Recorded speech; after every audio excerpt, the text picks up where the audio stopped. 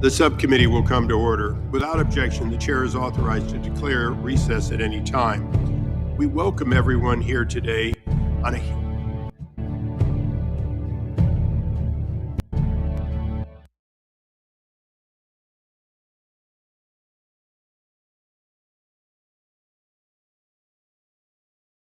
today's hearing on court packing. Without objection, Mr. Schmidt will be able to participate in today's hearings for the purpose of questioning the witness if a member yields him time for that purpose. I'll now recognize myself for an opening statement. Although the title today is Packing of the Supreme Court, it is more than that. This subcommittee's primary goal is to empower the Supreme Court to do its job while retaining its independence. That often means that we're being asked to consider pay, benefits, budget, and in fact, as there is a need to lobby from this body to the court, we do so with the recognition that the United States Supreme Court, unlike any other court in history, is in fact a court of independent decision. The Supreme Court has that critical constitutional responsibility.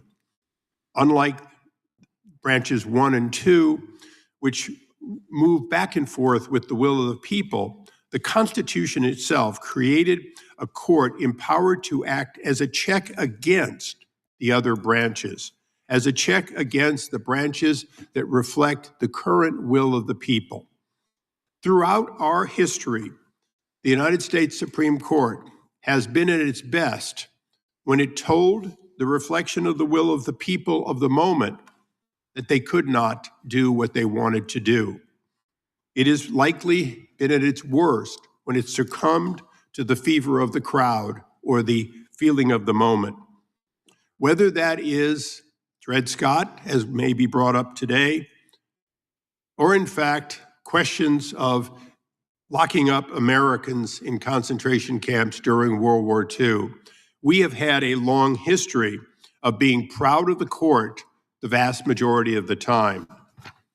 That doesn't change the fact that the court must reflect that which the American people can in fact live with. No question at all that the court moves at a slow pace as the American people come along, sometimes behind them. The court has delivered wins and losses for both political parties, not just throughout history, but throughout the last nearly 2 years. The court at our founding was different than it is today only in one major sense.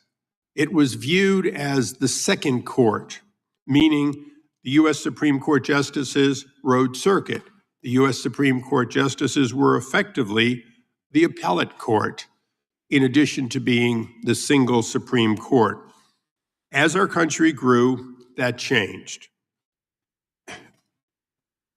Whether or not the American people anticipated in the Constitution the fact that the population would go from single-digit millions to 350 million and likely to double again in the next century, they did create the ability under the Constitution for the high court to remain supreme, while lower courts have been created by this very committee.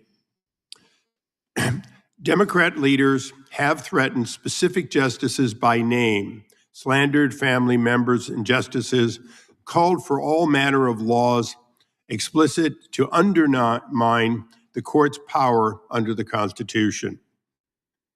I have not been the greatest student of history, but I strongly suspect there were times when the other party did so, whether that party was the Republican Party or the Whigs.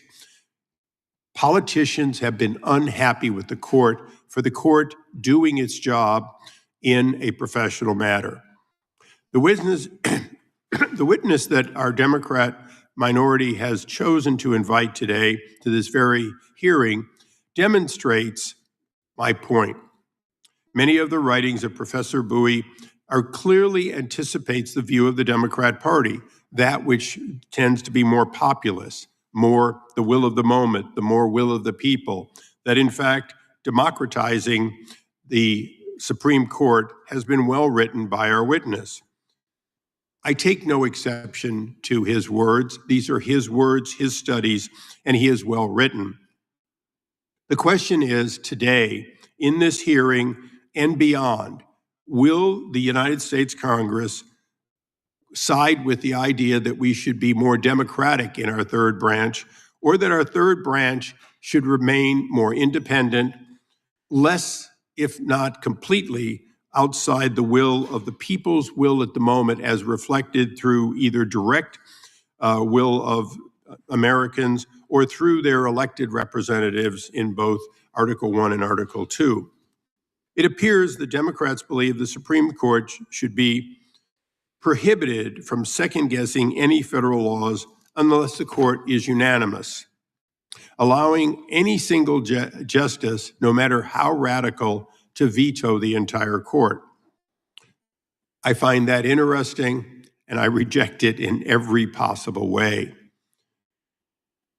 Democrats believe Congress should decide when the Supreme Court meets, delay when it hears arguments, force justices to resume the pre-Civil War practice of riding circuit and acting as district judges. Democrats seem to believe that they should regulate what anyone can ask any court to do, blocking Americans from seeking relief from Supreme Court for unconstitutional laws. It appears Democrats believe the court should be packed with more justices who share their views.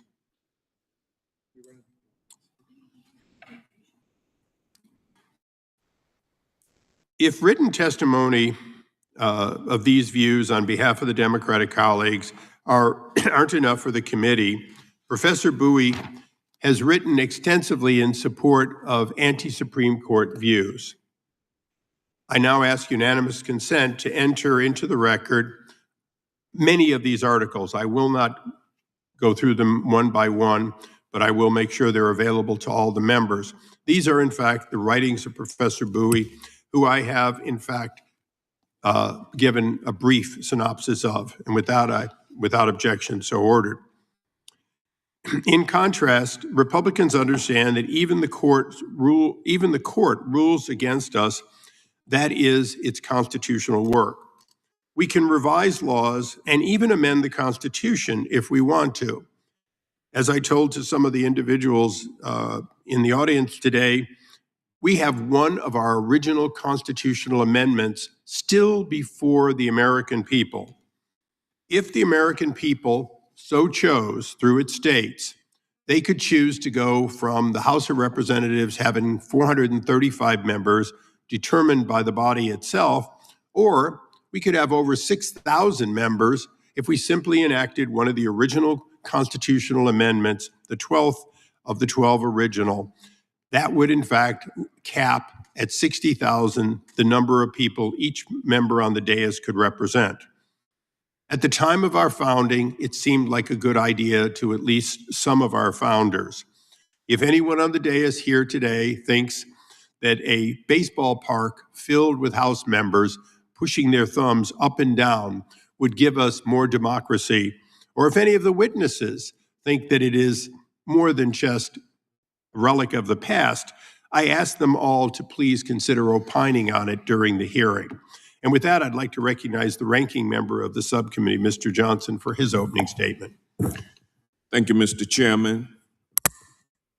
And thank you, witnesses, for your appearance today.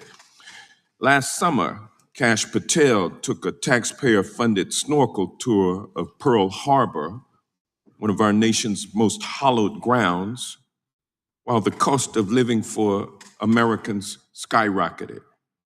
The Trump administration just created a taxpayer-funded $1.8 billion relief fund for January 6th insurrectionists and others in exchange for dropping a $10 billion lawsuit, a personal lawsuit that he filed against the IRS, which he controls. And He's doing this while millions of Americans are losing their health insurance. President Trump is blocking clean energy projects for his fossil fuel campaign donors, while the rest of us pay and pay and pay at the pump more and more every day. What do these facts have to do with this hearing? On its face, the daily demonstrations of incompetence and corruption of the Trump administration have little to do with the Supreme Court. But if you look closer, these stories mirror the far right and how far the far right has created a corrupt United States Supreme Court that too often works for the corporations, the billionaires and the oligarchs at the expense of the American people. For decades, MAGA Republicans have systematically chipped away at the impartiality of our third branch. They have already delegitimized our judiciary, yet they now stand before the American people pretending to be guardians of judicial integrity. Today's blatant attempt to rewrite history would be laughable if the consequences were not so dangerous for our democracy. But history matters. The American people deserve to understand how we got to this moment. And to understand how we got here, we must follow both the money and the machinery behind the modern conservative legal movement. The Roberts Court is the culmination of a plot that began 50 years ago. In the early 70s, soon to be Justice Powell wrote, quote, "The judiciary may be the most important instrument for social, economic, and political change," end quote. And he said that to reassert corporate power over the needs of the individual. This Powell memo set off a decades-long crusade by Republicans to concentrate power in the hands of the few at the expense of the many. Wealthy donors and corporate interests spent billions of dollars to reshape the judiciary in their image. Nowhere is the success of this decades-long effort more visible than at the United States Supreme Court, where a carefully appointed conservative supermajority, a MAGA supermajority, now delivers the MAGA conservative outcomes this movement spent billions of dollars to achieve, and achieve they did. In the last several years, the Roberts Court opened the floodgates to unlimited dark money in our political system, empowering billionaires and oligarchs like Elon Musk, the Koch brothers, Leonard Leo, Harlan Crow, and other powerful special interests to reshape the court and drown out the voices of ordinary Americans. This court has decimated reproductive freedoms that generations of women fought to secure, stripping away rights that millions of Americans relied on for nearly half a century. It has granted Trump vast immunity, placing him virtually above the law. And now, the court has put the nail in the coffin of the Voting Rights Act, dismantling protections that generations of Americans fought, marched, and died for. Abraham Lincoln once said, "This government cannot endure half slave and half free." Yet, that seems to be the vision for America that Chief Justice Roberts and the conservative supermajority on the Supreme Court envision, where some enjoy easy access to the ballot, others are forced to overcome legal barriers designed to make our voices quieter. Our nation is now in Jim Crow 2.0. We are a nation where the right to vote once again can be diluted, restricted, or simply ignored, and where the voices of rich and powerful people carry more weight than the voices of ordinary Americans, but particularly Americans who look like me. Our 250-year experiment in self-governance can only succeed if Americans decide that the clock has run out on the far right's attempt to overturn our democracy. So we can either sit back as our Supreme Court continues to act without any restraint or checks and balances, or we can do something about it. The American people deserve accountability for the damage that has been done. The American people deserve a judiciary that serves our democracy, not a narrow ideological agenda that only benefits the rich and powerful. So I want to thank the witnesses again for being here. I'm looking forward to a discussion about how to ensure that our democracy serves everyone, all of us, not just the wealthy and the well-connected few. And with that, I yield back. Gentleman yields back. We now recognize the chairman of the full committee, Mr. Jordan, for his opening statement. Thank you, Mr. Chairman. I want to tell you, Gorsuch, I want to tell you, Kavanaugh, you've released the whirlwind and you will pay the price. You won't know what hit you if you go forward with these awful decisions. Chuck Schumer, March 4th, 2020. Highest ranking Democrat in our government threatening a separate and equal branch of government. And if you doubt it's a threat, just remember where he made that statement, on the steps of the Supreme Court. And that threat began the 6-year assault on the court by the Democrats. Started with that threat. Then you had Senator Markey say the court's illegitimate. Well, how is that? Every justice I know in the court was actually confirmed by the United States Senate. That's how our Constitution works. How could it be illegitimate? But Senator Markey thought it was. Then we went to something that's never happened. The Democrats leaked the Dobbs opinion in 2022. You talk about trying to undermine a separate and equal branch of government, start leaking the opinions. That's what they did, which resulted in protest at justices' homes, which, by the way, the Justice Department at the time, under the Biden administration and Attorney General Garland, refused to enforce the law. 18 U.S.C. 1507 says you can't protest at a judge's home. And they refused to enforce the law, which, of course, led to some crazy guy going to Justice Kavanaugh's house with the design to kill Justice of the Supreme Court.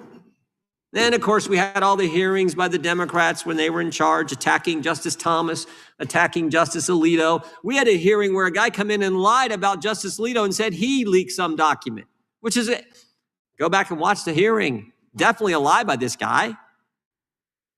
And why did they do it? Why did they do it? To concoct some basis for packing the court. And now they're saying it again. Time to pack the court. By the way, why do they want 4 justices, 4 new justices on the court? Why not 1? Why not 2? Why not 3? Why not 5? Why do they want 4? Because it's a 6-3 majority for conservatives. A 6-3 majority for people who actually interpret what the Constitution, the law says, versus making it up as you go and making some new policy. They want 4 because they want a 7-6 majority. Plain and simple, raw political power. And they've been willing to do almost anything. Threaten the Supreme Court on the steps of the Supreme Court, leak opinions, bring witnesses in who lie about justices. That's why this hearing is important. And frankly, I hope we move the constitutional amendment on the floor. I hope there's a vote. And we'll see if these guys want to keep the court at 9, which it should be. It's been there for what, 160 years or something? This whole Carville's talking about it. Former Vice President Harris is talking. They're all talking about it. The ranking member's talking about it. We got to pack the court. Why? Why? Because they don't like the decisions that this good court is giving this country. So thank the chairman for this hearing. Thank our witnesses for being here. I look forward to hearing your testimony, and I yield back. The gentleman yields back. We now recognize the ranking member of the full committee for his opening statement. Thank you very much, Mr. Chairman. And I suppose that court packing, like justice itself, lies in the eye of the beholder. But there are many different kinds of court packing. Here's one. When Justice Scalia died in February of 2016, when Barack Obama was president, Senator Mitch McConnell announced 10 and a half months before the presidential election that the Senate would not be considering any replacement. The Judiciary Committee would not have any hearing, there'd be no vote in committee, and there'd be no vote on the floor. When people asked why, that makes no sense to hold the Supreme Court seat open, to hold that vacancy open for nearly a year, he said it was too close to the next presidential election and the people should decide. Of course, the people had decided in electing Barack Obama to one of those genuine, bona fide 4-year terms in office, like every other president. Well, we've got a controlled experiment about what would happen, because that was held open. Merrick Garland was nominated by Barack Obama and was left twisting in the wind for nearly 11 months after the death of Justice Scalia. Then Trump, when he got in, was able to nominate Neil Gorsuch to the seat in his first week in office. And that seat was open for 422 days. And Mitch McConnell bragged about it, calling it the most consequential decision of his entire public career. And of course, it cemented the rapid movement of the Supreme Court to the right to incarnate the MAGA agenda on the Supreme Court. Well, look, here's what happened when Ruth Bader Ginsburg died. Now, she died on September 18th, 2020. So close to the next election, which was less than 2 months away, that early voting had started in a lot of the states. So it wasn't even 2 months away. And then the Democrats asked Mitch McConnell, some reporters asked Mitch McConnell, well, of course, you're not going to have hearings or a vote or anything in the next few weeks, are you? And he laughed it off. He laughed off the suggestion that they would maintain the same rule that they had used to block Merrick Garland and President Obama from having a seat. And then they rammed through the nomination of Amy Coney Barrett within 2 months, consolidating the right-wing anti-choice, anti-environmental regulation, anti-labor, anti-voting rights, anti-democracy majority on the Supreme Court. Had the original McConnell rule been applied, or even a reasonable approach taken, with just a few weeks before the election, that Supreme Court seat would have been filled by President Biden, not by Donald Trump. Biden won that election, by the way, by more than 7 million votes. If you're interested in what the people want, 306 to 232 in the Electoral College. I know some people came down to overthrow the election, attack our police officers in order to accomplish a political coup to deny that, but that's what happened. So right there, we've got 2 seats officially stolen by Mitch McConnell and the Republican Senate, giving them a 6-3 mega court with a majority of the court now made up of nominees of presidents who lost the popular vote. Lost the popular vote. Roberts and Alito, Gorsuch, Kavanaugh, and Amy Coney Barrett, all nominated to the court by justices, by presidents who lost the popular vote. Now, if you don't believe that this Supreme Court has conceived and achieved a remarkable transformation in constitutional jurisprudence, ethics, and behavior on everything from abortion to voting rights to political corruption cases, then you don't have to believe me, or you don't have to believe your own eyes. Just listen to Donald Trump, who openly says it's really okay for them to be loyal to the person that appointed them to almost the highest position in the land, a justice of the U.S. Supreme Court. He berates and vilifies justices and judges up and down the federal system who disagree with him or who he feels have been insufficiently robotic in their loyalty to the MAGA agenda.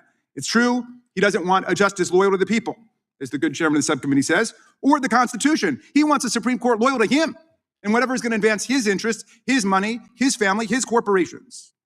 He's got a Supreme Court majority so robotically loyal that they will pluck a doctrine out of thin air, nothing to do with originalism, nothing to do with textualism, out of thin air to insulate the president from liability for felony crimes committed in office. We went for more than 2 centuries without any president ever claiming the right to commit crimes under his office and not to be prosecuted for it. But here we are today. The Supreme Court, we must acknowledge, has been a profoundly conservative, reactionary institution for the vast majority of our history. And what did the Supreme Court ever do for enslaved people between the founding and the Civil War? Nothing, other than in 1857, the Dred Scott decision cement their subjugation into place, saying that the African slave and his descendants have no rights a white man is bound to respect in any way. And then even after the Civil War, after the passage of the 13th, 14th, and 15th Amendments, drawn from the blood, sweat, and tears of the Union and the people who fought to defend our country against the Confederacy, the Supreme Court gutted the meaning of the Reconstruction Amendments in the civil rights cases. And then in 1896, in Plessy versus Ferguson, constitutionalized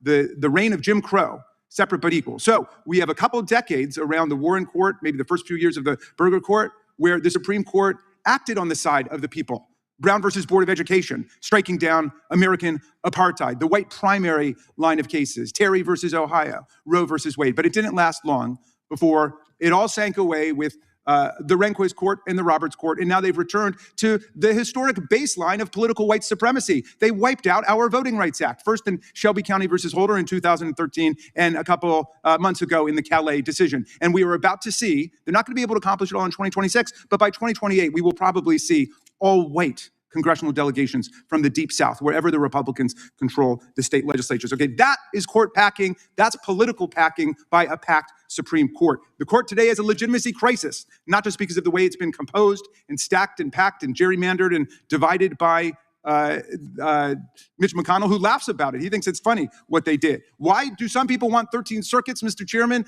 13 members of the court? You don't need a conspiracy theory for that. There are 13 federal circuits in America. And traditionally, the Supreme Court has been made up of the number of justices equal to the number of circuits. And we got 13 circuits, but we only have 9 justices. So that means that under the best of circumstances, 4 entire federal regions, 4 federal circuits will be left out completely. And it's much worse than that today because we've got 5 justices from New York City alone, 1 for each borough. But you're telling a majority of the people who live in a majority of the states that they can't find anybody qualified to serve on the Supreme Court. So that's the answer to that particular question. But we've got a complete structural, ethical, jurisprudential crisis in the Supreme Court, whose name is in the gutter because of these terrible decisions that they keep issuing, like the overthrow of Roe versus Wade, Planned Parenthood versus Casey, the complete construction out of thin air of immunity of presidents to commit felony crimes while in office, and so on. And I hope that this court will do its best to try to behave like a Supreme Court, but there are things that we can do, and I introduced one bill yesterday called the SCOTUS Act. And the SCOTUS Act is creating a new way for cert to be granted because this Supreme Court is obviously acting like a legislature. I mean, they set up an agenda where they want this case about the Voting Rights Act, they want to destroy it. Oh, now it's time for us to overthrow abortion rights. We're going to take that case. All right. A lot of countries don't leave the agenda-setting authority to the court itself. And certainly we should not leave it in the hands of this Supreme Court. It belongs with the 13 federal circuits. We should have a panel made up of the chief judge of each federal circuit or their designee, if they want another judge to do it, and they should decide when there is a meaningful circuit split or a federal question that should go up to the Supreme Court. This court obviously cannot be trusted with that agenda-setting authority. Let's begin to create a real Supreme Court in the country by moving in this direction. And I thank you, Mr. Chairman. I yield back to you. I thank the distinguished member from Maryland. Your length of time as a professor shows in the history dating back to 1929 when the 10th Circuit was created. Can I just ask one question as a point of inquiry? Are you saying that the circuits should push involuntarily to the high court the cases they should take? No, not involuntarily. We should set up a new system where cert is granted by a cert panel that's made up of 13 judges, the lead judges of each federal circuit in the country. And those would be the cases that go to the court instead of the court determining, like a legislature, what bills it wants to bring up in order to overthrow this or that particular policy or law they don't like. Interesting. I look forward to seeing your bill for that. We'll get it to you. We'll get you a copy right now. I thank the gentleman. Without objection, all other statements will be included in the record. We'd now like to introduce our panel. Mr. Louis Capozzi is the Solicitor General of Missouri. He previously worked in private practice at Jones Day, growing up in Cleveland. That's a household word I appreciate. And has served as an adjunct professor at the University of Pennsylvania Carey Law School. He clerked for Justice Neil Gorsuch, Judge Wilkinson, on the Fourth Circuit Court of Appeals, Judge Anthony Scalia on the Third Circuit Court of Appeals. Thank you and welcome. Professor William Ross. Mr. Ross is the Albert P. Brewer Professor of Law and Ethics at Stanford University, Cumberland School of Law. Professor Ross teaches courses on professional responsibility, civil procedure, constitutional law, and American legal history. Mr. Gene Schaerr is a partner at his own firm of Schaerr, Jaffe, LLP, where his practice focuses on civil appellate matters. He has argued 7 cases before the U.S. Supreme Court and previously was chair of the U.S. Supreme Court and Appellate Practice Group at Winston and Strawn. He is a constituent of our ranking member in Maryland, and perhaps will be able to answer the ranking member's questions in full. Professor Nikolas Bowie. Mr. Bowie is the Louis D. Brandeis Professor of Law at Harvard University. Professor Bowie teaches courses on federal constitutional law, state constitutional law, and local government law. We welcome our witnesses here today, and as is the rule of the committee, I would ask all our witnesses to rise to take the oath and raise their right hand. Do all of you solemnly swear or affirm under penalty of perjury that the testimony you're about to give will be true and correct to the best of your knowledge, information, and belief, so help you God? Let the record reflect that all witnesses answered in the affirmative. You may be seated. I know all of you are learned and have certainly watched us on C-SPAN intently in the years leading up to this, but I have to say for the record that your entire statements will be placed in the record, and that what you say in your opening statement preferably will be abbreviated portions of it or extemporaneous, but most importantly, your entire written statement will be placed in the record, so the 5 minutes in an opening statement can be either similar or dissimilar at your choice. But we do ask you to stay as close as you can to those little timers that tell you your time is coming close to an end and then eventually that it has ended.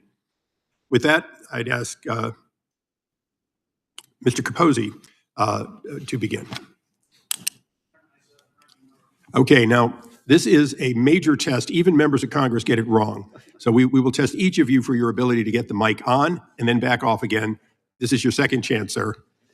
Chairman Issa, Ranking Member Johnson, Chairman Jordan, Ranking Member Raskin, thank you for the opportunity to testify today. I'll do my best to turn the mic on for the rest of the hearing. The framers of the Constitution guaranteed the Supreme Court's independence because they understood that independent courts are essential to the rule of law. The Supreme Court's insulation from partisan politics preserves its ability to adjudicate disputes on what the law requires, not the fleeting goals of political actors. Nevertheless, at various points in our history, partisans have proposed reforms that would undermine the Supreme Court's independence, with court packing being the obvious example. Today, I urge Congress to reject proposals to interfere with the court's independence. I'd like to start by emphasizing what is at stake. The Supreme Court, as with all courts, relies on respect for its judgments. This critical respect did not arise automatically. As Justice Breyer has explained, during the 19th century, an independent judiciary was more an aspiration than a reality. As an illustration, Justice Breyer pointed to President Andrew Jackson's infamous refusal to respect the Supreme Court's decision in Worcester v. Georgia, which led to the removal of the Cherokee from their native homeland. Fortunately, by the 20th century, respect for the Supreme Court became firmly entrenched. Thus, despite Southern efforts to resist desegregation, state officials eventually followed the court's orders to do so. Today, we take it for granted that government officials will follow the Supreme Court's orders, but that could change if politicians interfere with the Supreme Court's independence. That is why I am alarmed by the current trend of attacking the Supreme Court's legitimacy. But even on their own terms, the trending criticisms of the Supreme Court make little sense. First, critics frequently claim that the Supreme Court consistently rules in favor of President Trump and Republicans, but this is not true. During his first term, the Supreme Court ruled against President Trump in several crucial cases, including on rescinding DACA, adding a citizenship question to the 2020 census, and allowing subpoenas of the president's personal financial records. The Supreme Court has also not hesitated to rule against President Trump early in his second term. For example, the court struck down the president's tariffs, prevented him from deploying the National Guard in major cities, and barred the removal of Lisa Cook from the Federal Reserve. Another common attack on the Supreme Court's legitimacy is that it has been more willing to overrule precedent than in the past. A quick look at history refutes this proposition. During the 1930s and 1940s, the Supreme Court revolutionized constitutional law and allowed for the massive growth of the federal government. The Warren Court also regularly overruled precedent and dramatically overhauled many areas of the law. For example, in Reynolds v. Sims, the Supreme Court restructured state legislatures across the country, finding the state's equivalents of the U.S. Senate unconstitutional. Compared to its predecessors, the current Supreme Court overrules precedent at a slower pace. Indeed, the Supreme Court has conspicuously declined to overrule precedent in several recent important cases, including Fulton v. City of Philadelphia. But at the same time, the Supreme Court can and should overrule precedent when it believes a past decision was wrong, with Brown v. Board of Education being an obvious example. The Supreme Court continues to strike a balance between preserving precedent and correcting its mistakes, just as it has always done. As Solicitor General of Missouri and a recent Supreme Court clerk, I can attest that the Supreme Court is working exactly as it should be. The Supreme Court derives its legitimacy from the fact that it is not a partisan institution. No political group gets everything it wants there. Disagreeing with the court's decisions is no excuse to threaten judicial independence, a cornerstone of our republic that took centuries to build. I urge Congress to continue its tradition of respecting the Supreme Court's independence. Thank you again for your invitation to be here today. I look forward to your questions. Thank you, sir. We now recognize Professor Ross. Okay, you get two chances too. Yeah, don't feel bad. Like I say, we've had senators not be able to get it right, sir. Thank you. So, Chairman Issa, Ranking Member Johnson, Chairman Jordan, and Ranking Member Raskin, and distinguished members, thank you very much for inviting me to testify here today. I'm here to testify in opposition to proposals to expand the number of United States Supreme Court justices and to provide historical perspectives about so-called court packing.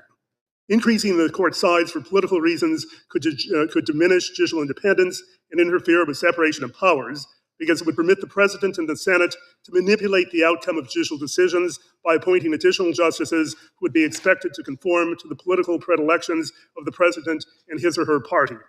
Moreover, the prospect of court packing could intimidate justices and influence the court's decisions.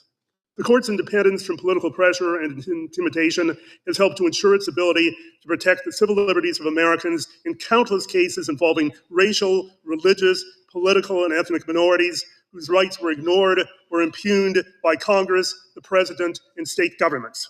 Similarly, the court generally has protected the liberties of speech, press, religion, and assembly more faithfully than have the President, the Congress, or the three branches of state government. A politically motivated increase in the number of justices could also erode public respect for the court, since it would exacerbate the growing tendency of Americans to believe that the court's decisions are guided by political prejudices rather than by constitutional principles. Advocates of court packing claim that the appointment of additional justices, presumably by a Democratic president, would restore balance to a court that conservatives have allegedly hijacked. But how and where would court packing end once it began? Court packing is a game that both parties can play. If a Democratic president could obtain a liberal majority on the court by appointing additional justices, a subsequent Republican president could restore a conservative majority by appointing still more justices. It is therefore clear that both parties, and both conservatives and liberals, should have compelling reasons to fear and oppose court packing. Tampering with the size of the court also is ill-advised, because a 9-member court is deeply rooted in tradition and is based on practical considerations. Supreme Court justices and legal scholars have tended to agree that 9 is the ideal size for the court, since that's large enough to distribute the court's heavy workload and provide a range of viewpoints, but small enough to promote collegiality and efficient deliberation. Increasing the court size could impair the court's ability to function effectively. In particular, an increase in justices would provide individual members with less time and opportunity to ask questions during oral arguments and to participate in the court's conferences. It could also dilute the clarity and force of the court's opinions by increasing the number of concurring opinions. As Chief Justice Charles Evans Hughes explained in opposing Franklin Roosevelt's ill-fated court packing plan in 1937, quote, "There would be more judges to hear, more judges to confer, more judges to discuss, more judges to be convinced and to decide. The present number of justices is large enough so far as the prompt, adequate, and efficient conduct of the work is concerned," close quote. Although advocates of court packing contend that the court's new conservative majority should not frustrate the programs of the other two branches of government, it is the very role of the court to filter political agendas through a constitutional lens. Tethering the court to the President and Congress contravenes the fundamental concept of separation of powers. The court often has fulfilled its most important function when it has overturned unconstitutional legislation. Although proponents of court packing also argue that the present court is out of step with public opinion, the court throughout its history has broadly remained within the general parameters of public opinion, even during periods when it has had a distinctly liberal or conservative tinge. Justices are keenly aware that, as Alexander Hamilton wrote in The Federalist, the court has neither the power of the purse nor the power of the sword, and that its decisions are ultimately dependent upon the goodwill of the coordinate branches of government and the American people. Since court packing proposals jeopardize the court's integrity and independence, it is my hope and expectation that Americans today will reject such interference with the court, just as they did in 1937. Thank you. Thank you, Professor. Mr. Schaerr. Good morning, Chairman Issa, Ranking Member Johnson, Chairman Jordan, Ranking Member Raskin, and distinguished members of the subcommittee. Thank you for this opportunity to address recent proposals for packing the U.S. Supreme Court, which is an issue of enormous importance to all who care about the rule of law, as I know each of you does. In 1983, a well-known Democratic politician, Senator Joe Biden, pointedly referred to Franklin Roosevelt's 1937 attempt at packing the Supreme Court as, quote, a terrible mistake and a boneheaded idea. So let me offer 5 reasons why that remains true today, in addition to those that have been mentioned by my esteemed colleagues here on the panel. First, the current court packing proposals are really based on an incorrect factual premise, namely that the Roberts Court is relentlessly partisan and consistently reaches conservative outcomes. Now, we've heard already today about a handful of decisions that people on the left don't like. We've heard about Citizens United, which recognized First Amendment limitations on the government's ability to curb or regulate political speech. People on the left are also concerned about Dobbs, which we've heard about, and the recent Supreme Court decision in Louisiana versus Calais, which some people claim gutted the Voting Rights Act. But in fact, and I'll come back to those specific examples in a minute, but in fact, the Roberts Court, often joined by some of President Trump's nominees, has also ruled against what most people view as Republican or conservative interest in several hotly contested cases. Mr. Capozzi mentioned the recent tariff decision. Another example of that phenomenon is the Obergefell decision from a few years ago, which ruled that states are constitutionally forbidden from limiting the definition of marriage to man-woman unions.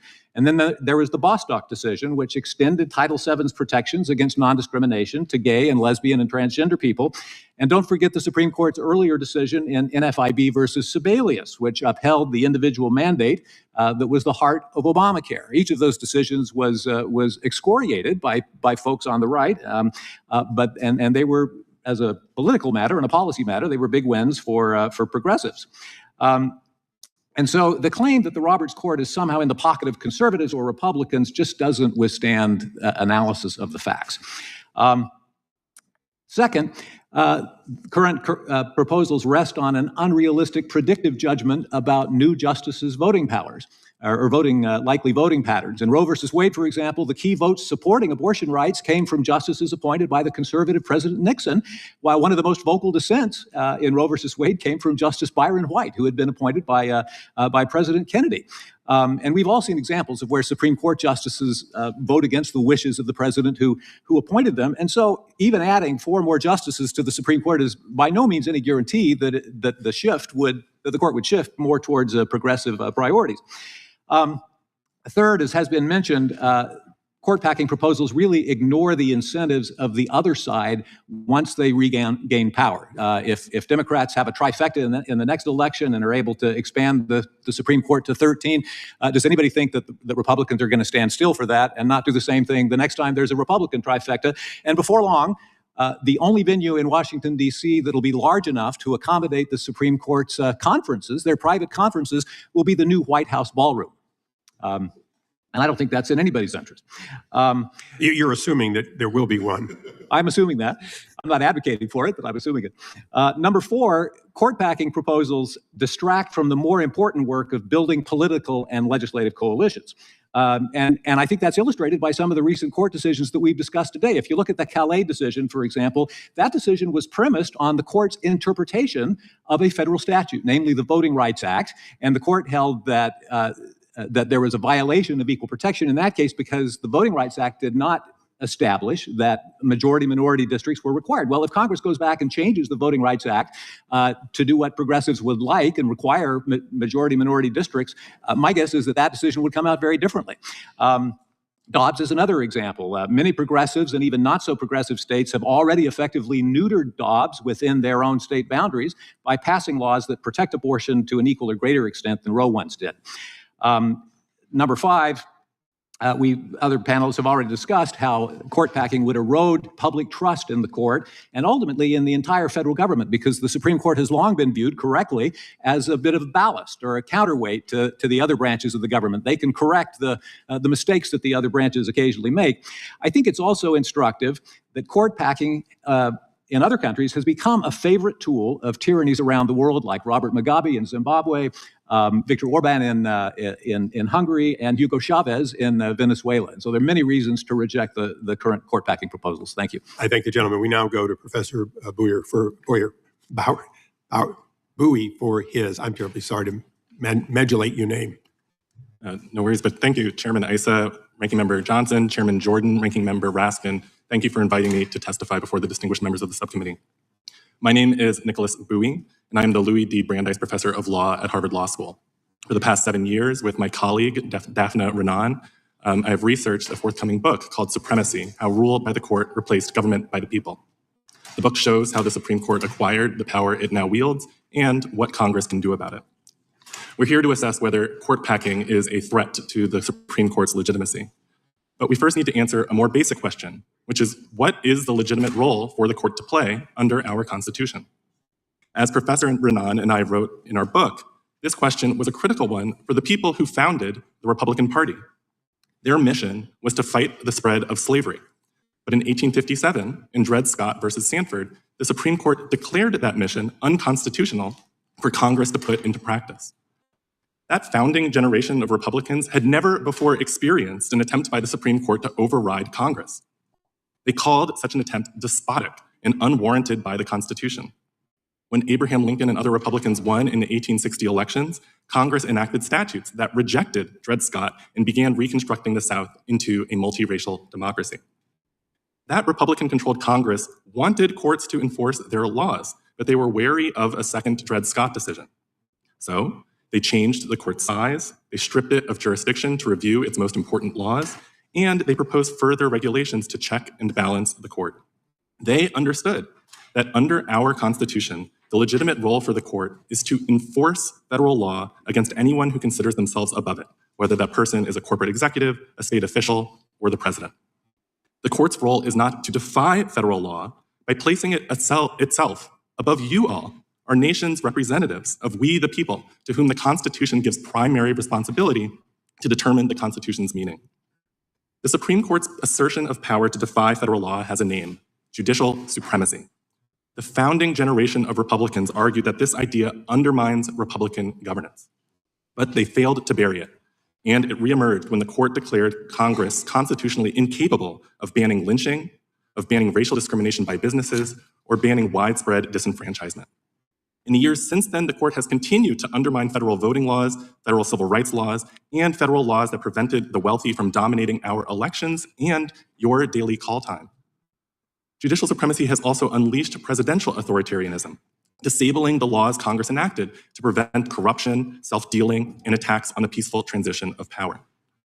But like those early Republicans, we need not accept judicial supremacy any longer. Those Republicans and their abolitionist allies advocated for an alternative tradition that Professor Renan and I call democratic constitutionalism. This is the idea that we, the people, have the power to interpret and define the meaning of the Constitution through the process of federal lawmaking. This was the position of the lawyers who argued Brown versus Board of Education in the 1950s. They urged the court to stop defying Congress's civil rights laws and to start enforcing it against discrimination in the South. One law in particular, the Ku Klux Klan Act of 1871, explicitly directed courts to prevent state officials from violating anyone's constitutional rights. The court applied that federal law in Brown to end segregation in the South, and it has applied it in many landmark cases since. Meanwhile, a bipartisan Congress inaugurated a second Reconstruction with the Voting Rights Act of 1965. That law overrode Supreme Court decisions that had interpreted the Constitution to be consistent with all of the Jim Crow laws that disabled Black people from voting in the South. You have the power to continue this legacy and replace judicial supremacy with democratic constitutionalism. The Constitution says nothing about the court's power to defy acts of Congress, but it explicitly empowers Congress to regulate the court. Your predecessors used that power to curb the court's defiance of federal statutes and to override harmful constitutional interpretations. And in fact, nearly everything about the court can be regulated by statute, including the number of justices, where it sits, and what it has the power to do. If the current majority of the court is exercising an illegitimate supremacy over federal law, one the Constitution does not grant and that is being used to make Republican governance unviable, then regulating the court is not just legitimate, it is your duty. Thank you very much. Thank you. We'll now proceed to the 5-minute rule, but I'll ask unanimous consent at this time to place into the record the Judges Act H.R. 1702, a bill to expand the district courts over a phased-in period. Additionally, I'll put in H.R. 3422, the Judiciary Act of 2023, to expand the court. And I'll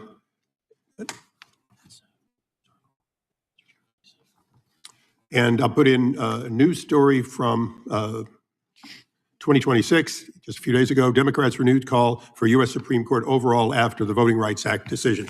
Without objection, so ordered. We now proceed to the gentleman from Wisconsin, Mr. Fitzgerald, for 5 minutes. Thank you, Chairman. Mr. Ross, for the first 80 years of our nation's history, the size of the Supreme Court changed with some regularity. Why was that? Microphone. Pardon. The expansion of population. Originally, the justices were chosen largely on geographical grounds, and the justices rode circuits. The justices wore two hats until 1891. They served as circuit court judges, and they also served as U.S. Supreme Court justices. And in a smaller nation, there were only 4 million people in the 1790 census. There was less need for a larger court. As the country expanded, as the number of circuits expanded, the number increased, but only to 9. From 5 to 9, maximum of 10, and then only for 6 years, from 1863 to 1869, there were 10, and since 1869, we've had 9. And so, that's a long history, a century and a half with 9 members. And it's worked very well so far, and in my opinion, that ought to be the number. Well, let me follow up then. So in 1869, when Congress did pass that Judiciary Act, why did they set it at 9 justices at that point, do you feel? Well, if the court divided, then that would be 5 to 4. If you have 10, then the court could be split. If the court splits, and the lower court decision stands. But it's generally better to have a decisive decision of the court. So 9 permits the court to divide one way or the other. And has been alluded to a couple times, when President Roosevelt tried to unsuccessfully in 1937 to expand the court to 15 justices, was there any sound logic to this expansion that the president was using or making, or was it merely an overreaction to a Supreme Court that had repeatedly struck down the New Deal? Historians are unanimous we're virtually unanimous.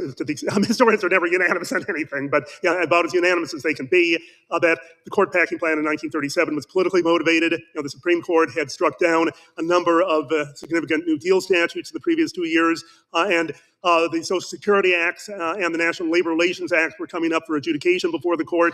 These were the signature legislation of the New Deal, and Roosevelt was understandably worried that the court would strike those down. And so his remedy, was to increase, the number of justices to pack the court, so that the Social Security Acts, both the old age pension and the unemployment compensation laws, and the National Labor Relations Act, which was hugely important at a time of industrial unrest, would be secure. And so, Franklin Roosevelt originally claimed that he was doing this because the Supreme Court was overworked and the justices were geriatric. There were 6 of them who were over the age of 70. That's why he chose 6, and a new justice for every justice who was over the age of 70. But the older justices were, for the most part, quite vigorous, including Louis Brandeis. And Chief Justice Hughes was in peak of health, despite his age, over 70. And so it was so disingenuous that it was almost laughed at. And so Roosevelt, about a month after he introduced the plan, admitted that his motives were frankly political. By the way, the then chair of the House Judiciary Committee, Hatton Sumner's, Democrat, opposed Roosevelt's plan from the very first day. That's why Roosevelt introduced it in the Senate rather than in the House. Very good, thank you.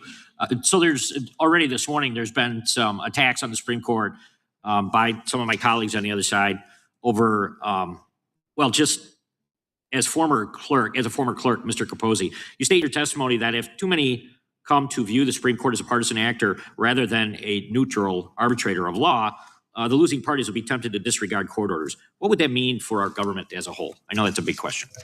It would mean the end of the rule of law, plain and simple. Do you think that there are certain parameters to criticizing the court, or is that unacceptable beyond the First Amendment? I think it's perfectly acceptable to criticize the Supreme Court. People always have. Presidents from the beginning of our country have lost major cases before the Supreme Court. President Jefferson frequently criticized decisions from the Supreme Court. I think there's a line between criticizing decisions, criticizing their reasoning, and attacking the legitimacy and the independence of the Supreme Court itself. Very good. I yield back. The gentleman yields back. We now go to the ranking member of the subcommittee, the gentleman from Georgia, for 5 minutes. Thank you, Mr. Chairman. Professor Bowie, the Supreme Court's recent decision in Louisiana versus Calais represents the culmination of a decades-long campaign led in part by Chief Justice Roberts to dismantle the Voting Rights Act. From Shelby County to Bronovich and now Calais, there has been a systematic effort to substitute judicial skepticism for Congress's explicit constitutional authority to protect the right to vote. Professor Bowie, how does the Calais decision compare to the Supreme Court's treatment of Reconstruction-era protections in the initial passage of the Voting Rights Act? And it's directly related because for the first century after Congress proposed the 15th Amendment to protect the right of people to vote and to prohibit states from violating that right on account of race, the Supreme Court interpreted the 15th Amendment to prohibit only laws that it thought had the intent of discriminating on the basis of race. And applying that test, the court allowed literacy tests, poll taxes, and all sorts of other state laws to effectively disenfranchise all Black people, or nearly all, in the South. When Congress passed the Voting Rights Act in 1965, its goal was to overcome those decisions and instead apply an effects test, or something that said when a state law has the effect of making it more difficult for people of color or any other group to vote on account of their race, then that is illegal. When the Supreme Court interpreted that law in the 1980s, it said that actually what Congress did was apply the same sort of intent test. You have to prove that a state legislature intended to discriminate against Black people. And Congress again said, no, you're getting this wrong. We think the problem is all of these laws that have the effect of making it more difficult for people to vote. And what happened in a recent decision just a few weeks ago is the court said, no, we think what Congress actually did is apply the same test that we've applied for generations that's had the effect of making it far more difficult for people of color to vote. And we're seeing the consequences right now as every southern state considers laws to take away representation in Congress that's currently occupied by Black or Hispanic representatives. Many Americans increasingly view the court as acting less like a neutral judicial body and more like a political institution advancing a particular ideological agenda. When the court repeatedly invalidates laws enacted through the democratic process to expand voting rights and representation, does that contribute to a crisis of legitimacy of the institution itself?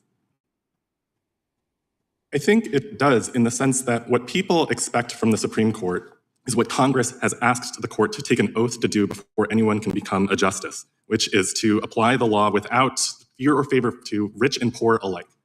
And when people look at the kinds of rulings coming out of the court that seem to systematically favor one party or the wealthy or corporations or any number of people on a pretty predictable basis, just knowing kind of what is going on in the case before the court even issues a decision, I think it does have an effect on what people think the court is in effect doing. I agree with my colleagues on this panel that to the extent what people think the court is doing is simply issuing Truth Social posts, then no one will take it seriously. The court's power comes from the idea that what the justices are doing is different from what you are all doing as politicians.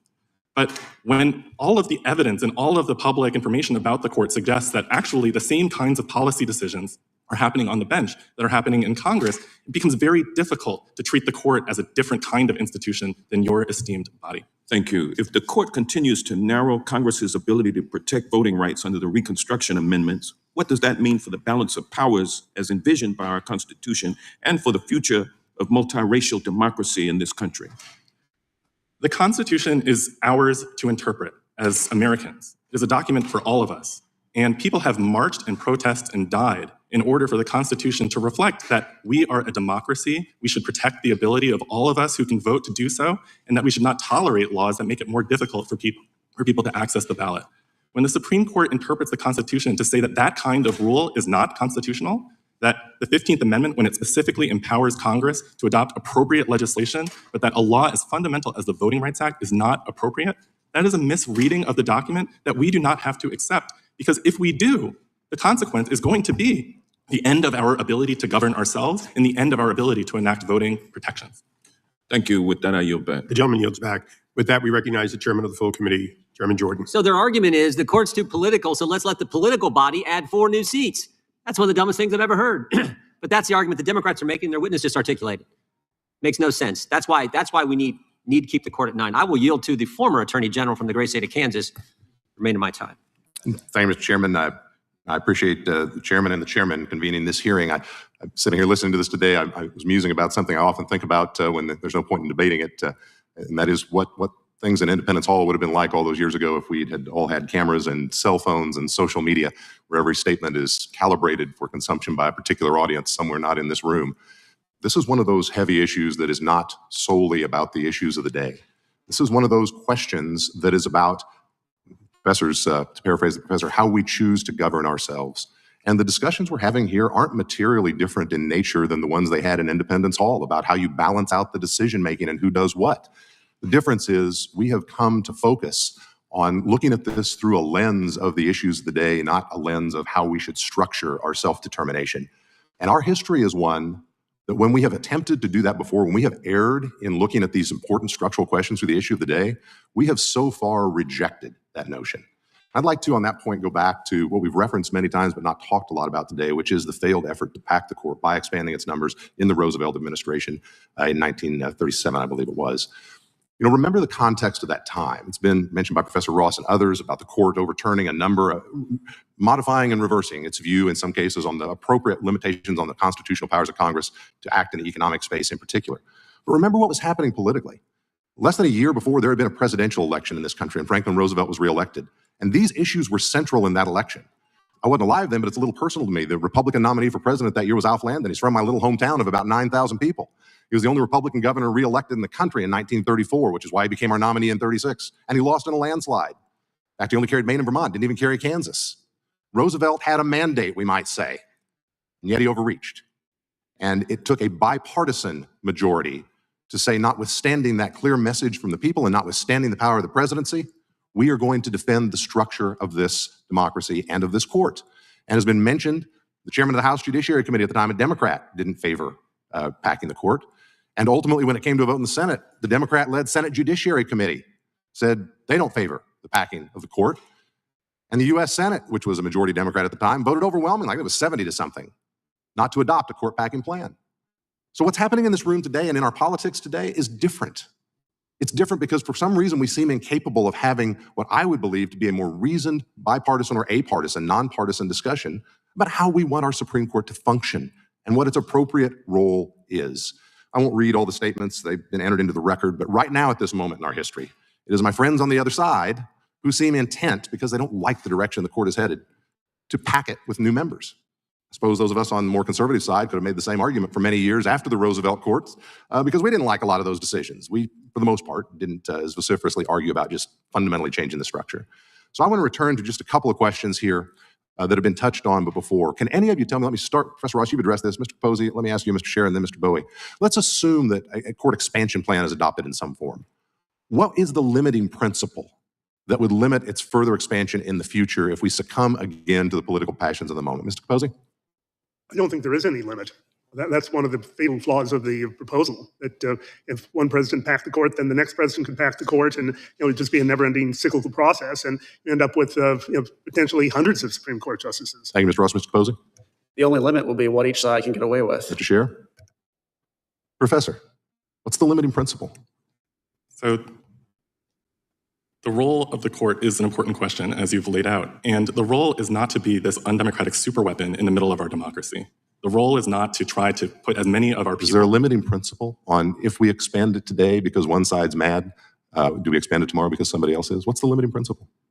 Putting justices on the court for their own sake is not a good idea, nor is changing the size of the court simply because 9 is a better number than 8 or 10 is a better number than 9. Thank you, Professor. I yield back. I'm out of time. I appreciate that. The gentleman yields back. We now go to the ranking member of the full committee, the gentleman from Maryland, for his questions. Thank you, Mr. Chairman, and thank you, Mr. Schmidt, for those thoughtful comments. One of the things you say is we should be talking about how the Supreme Court should function, and is it consistent with the Constitution and the rule of law? So let's talk about the shadow docket and what's actually going on in the Supreme Court today.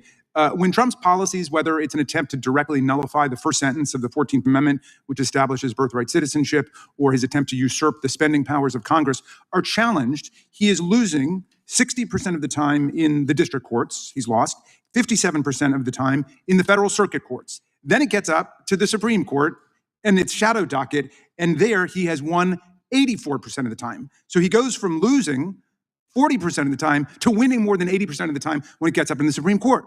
Now, Obviously, we would disagree about substance. Those who want to go with Trump and say that he can nullify birthright citizenship in the country are just going to disagree about that. Fine. But what about the shadow docket and how it operates? Nobody's uttered a word about what that does to undermine the legitimacy of the court. We have 100-page opinions, authoritative magisterial opinions being written by district court judges or panels, circuit court judges, that are being overturned with one sentence or one paragraph in the shadow docket.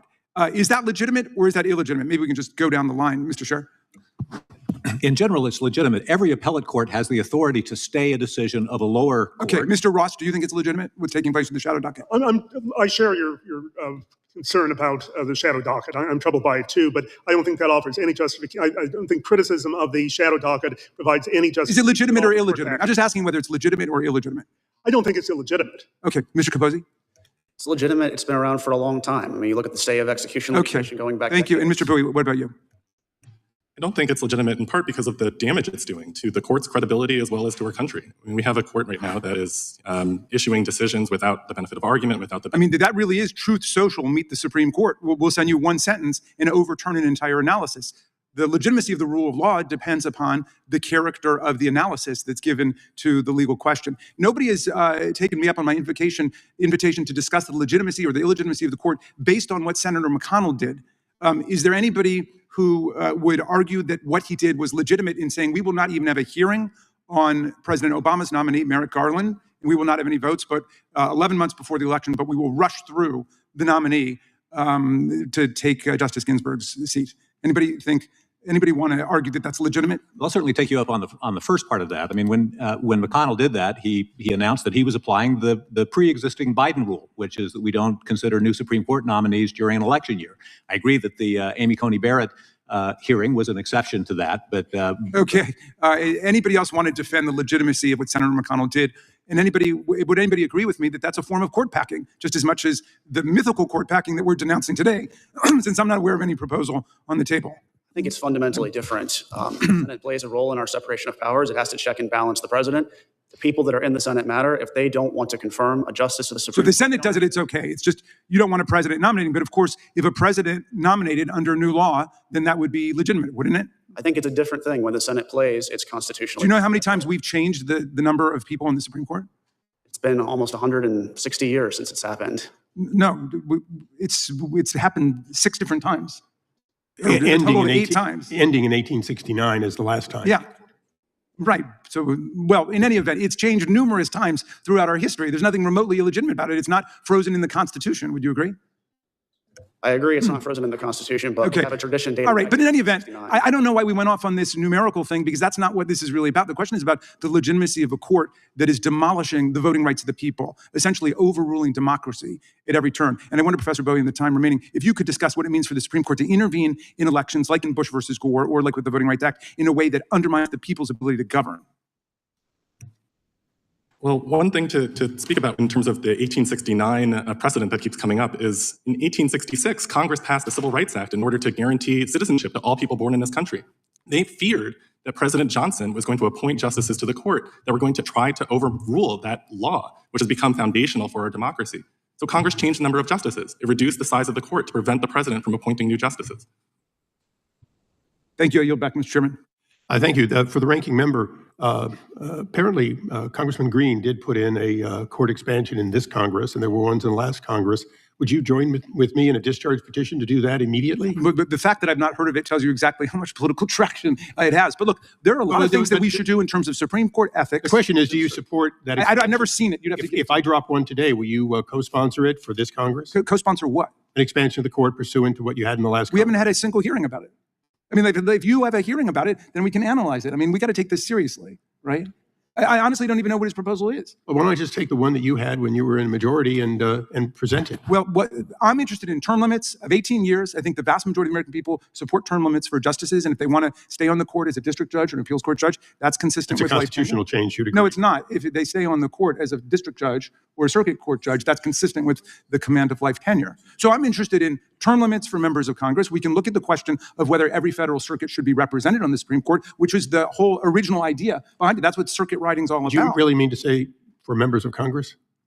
For the Supreme Court. Oh, okay, I'm actually, just checking. I'm actually for that. I'm actually for that. Just checking after you and I have been here past the 6 It was a years. Freudian slip. I'm not opposed to term limits. The longer I stay, the more in favor of that I am, including in this term. But I thank the gentleman for the colloquy. With that, we go to the gentleman from Virginia, Mr. Klein.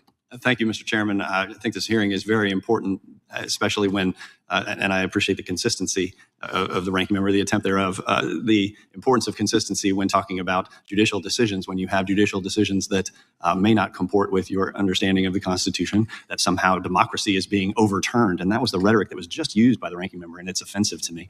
But when— Will the gentleman yield for just a second? I will not. Well, yes, for a second. I actually wrote a book with that title, which I will give to you, called Overruling Democracy, the Supreme Court versus the American People, about Bush versus Gore. I and right-wing appreciate that the gentleman is being consistent with the book that he wrote. But it is equally frustrating to see that in not all cases do you have, especially in the shadow docket, you have examples where they did not rule in favor of a conservative philosophy. If you look at just the mifepristone ruling last week, or this week. If you'd yield for 1 second, there have been 27 cases in the shadow docket, and Donald Trump has won 25 of them. So you may have identified one of the two that he didn't win. I understand that. And one of the things I want to talk about is just because you agree with the decision a court makes shouldn't determine whether or not democracy is being upheld or overturned. It's going down a road that is very destructive. And I want to talk about what's happening in Virginia, because in Virginia right now we have a destructive path that is being pursued by the majority in our legislature. Now we're one of two states where the legislature actually appoints the judiciary. So you have a somewhat convoluted process that actually doesn't work as efficiently as some other states. But Mr. Capozzi, you may be aware that Virginia Democrats passed a redistricting amendment through a procedurally flawed process. The Virginia Supreme Court struck that process down as a violation of the Virginia Constitution. Undeterred by their state court loss, Democratic Attorney General Jay Jones appealed to the U.S. Supreme Court, although I think in his filing it indicated he was appealing to the Supreme Court of Virginia again, and it was Virginia and it was it was Senator, but there were a lot of misspellings. He appealed to the U.S. Supreme Court despite raising no federal claims and was denied. Rather than accept that, Senate Majority Leader Scott Zervell took to X to spin the ruling, claiming that only one justice had weighed in. But in fact, the denial itself stated, quote, "The application for stay presented to the Chief Justice and by him referred to the court is denied. No noted dissents, not even from the 3 Democrat-appointed justices." Yet Democrats immediately attacked, quote, "far-right extremists on the Supreme Court," and quickly used the unanimous rejection to continue their campaign against the court's conservative justices. Mr. Capozzi, how damaging is it to the rule of law when political actors use a legally correct, unanimous court ruling as a pretext for attacking judicial legitimacy? Yeah, just to clarify, a decision like that would have been referred to the full Supreme Court. So it wasn't just a single justice. All 9 justices agree that that appeal lacks merit. And, I think most intelligent observers in the Supreme Court agreed that that was a borderline frivolous appeal. It presented only a question of state law. And so at minimum, I would encourage people not to attack the Supreme Court when they unanimously reject a frivolous appeal. Mr. Schaerr, court packing isn't just a federal ambition. After the Virginia Supreme Court struck down the state's redistricting map, Democrats floated the idea, encouraged by alleged phone conversations with federal Democrats, slashing the mandatory retirement age for its justices from 75 to 54 to purge the entire bench. Virginia Delegate Dan Helmer went further, publicly vowing to remove Justice Kelsey, who wrote the opinion, from the bench when he is up for reappointment this coming year. For a party that has made no kings its rallying cry, isn't threatening a justice by name and purging an entire bench a rather dictatorial definition of democracy? Absolutely, Mr. Klein, and it's a move reminiscent of the authoritarians that we discussed earlier, like Robert Mugabe in Zimbabwe and Hugo Chavez in Venezuela. That's the kind of stuff they did to their judiciaries to try to get them in line with their programs. Agreed, and I appreciate the comments of the gentleman, and I yield back. Gentleman yields back. We now go to the gentlelady from California, Ms. Lofgren. Mr. Chairman, with all due respect, keep hearing about how court packing is the greatest threat facing the judiciary and the rule of law, but I don't think that's the crisis facing the court right now. Real crisis is a growing ethics and corruption problem at the Supreme Court, and it is one that Congress can actually do something about. Unfortunately, my time does not allow me to list every undisclosed luxury trip, private jet flight, billionaire-funded vacation, yacht excursion, and lavish gift uncovered so far, but the scale is staggering. According to Fix the Court, Justice Clarence Thomas alone reportedly received more than 100 gifts worth over $2.4 million, while all of his fellow justices combined received gifts worth only $248,000 over the same period, a 20-year period. Here are just a few examples Justice Thomas reportedly accepted. Luxury vacations on a billionaire's super yacht in Indonesia that ProPublica estimated likely exceeded $500,000. More than 2 decades of repeated private jet flights on billionaire-owned aircraft, including trips on a Bombardier Global 5000 and even a private Boeing 737, with some individual flights estimated in the tens of thousands to over $100,000. At least 26 private jet flights and 8 helicopter trips identified by investigators. Annual stays in an exclusive private Adirondacks resort where nearby rooms can cost more than $2,000 a night. Luxury resort stays in Florida and Jamaica. VIP skybox access and luxury suite tickets to major sporting events, trips to Bohemian Grove, private school tuition payments for a child he was raising, and real estate transactions involving property tied to his family. According to Fix the Court, Justice Alito accepted approximately $170,000 in gifts over the same period, including private jet transportation to a luxury Alaska fishing lodge, expensive lodging and fishing accommodations tied to billionaire Paul Singer, and gifts that the Senate Judiciary Committee concluded should have been disclosed under federal law. Now, Americans watching at home understand that this is wrong. Billionaires should not be getting the kind of undisclosed access and luxury relationship with Supreme Court justices. So let me ask you this, Professor Bowie, yes or no? Do you believe these kinds of gifts and luxury travel arrangements undermine confidence in the court? Yes. Thank you. Mr. Chairman, I would ask a unanimous consent to put into the record a CNBC article on Justice Thomas's acceptance of gifts, a ProPublica article on the same, 2 ProPublica articles on the same topic, a Senate Judiciary Committee press release, and an additional article from ProPublica. Without objection, so ordered. And I would yield the balance of my time to the ranking member. Thank you kindly, Ms. Lofgren. Just picking up on that point, there's a $50 gift ban, a $50 gift ban that applies to all of us in Congress and to the executive branch as well. Would you agree that it would enhance the independence of the court from not just congressional presidential attacks, but special interest domination to apply a $50 gift ban to the Supreme Court justices? Professor Bowie, if you go first. Yes, and I'll just note that Congress has already passed laws that prohibit justices from taking bribes. Congress has also passed laws that require the justices to recuse from cases in which their impartiality may reasonably be questioned. Yes, Attorney General Capozzi, do you agree that a $50 gift ban should apply to all 3 branches, not just 2? I'm skeptical that such a ban is needed for the Supreme Court, but at the same time, I don't have a strong opposition to such a proposal. Okay, Mr. Ross. I would agree with Solicitor General. Okay, and Mr. Schaerr.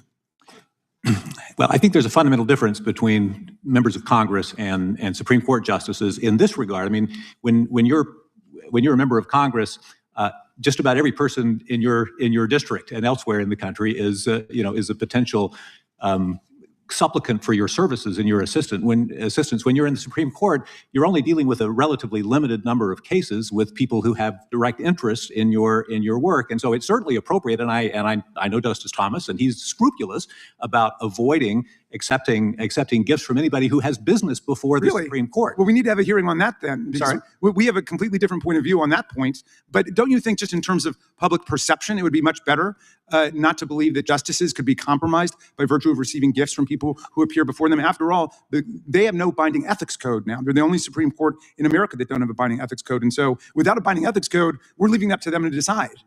I don't think it would affect the reality of their independence. It might affect the public perception of their independence. It would take away. So you think it's okay point. for a billionaire to pay for Clarence Thomas's nephew's private school tuition? That's okay.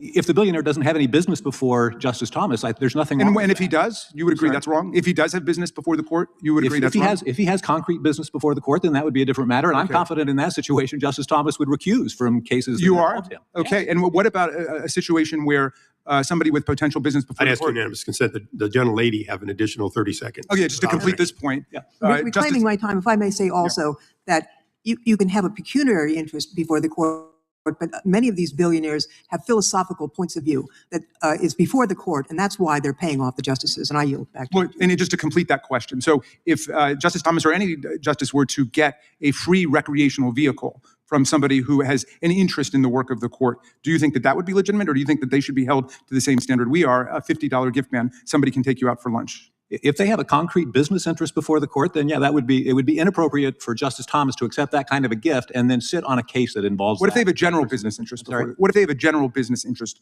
before the court? Well, I don't.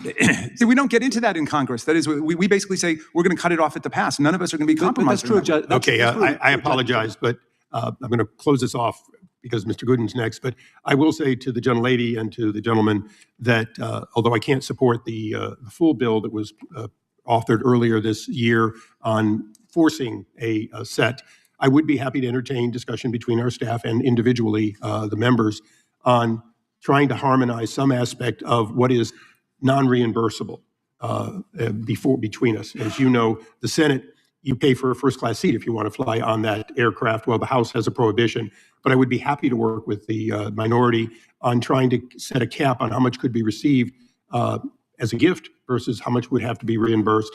And I believe that that is certainly middle ground that we could look into doing this Congress. Yeah, but I would welcome that. Thank you, Mr. Okay, look forward to it. With that, we go to the gentleman from Texas for his time. Mr. Ross, you were speaking earlier, I believe, with the ranking member about the number of times that the number of Supreme Court justices has changed. When was the last time we changed the makeup of the Supreme Court? When was that? 1869. And I believe it was 1863 that the Emancipation Proclamation came out.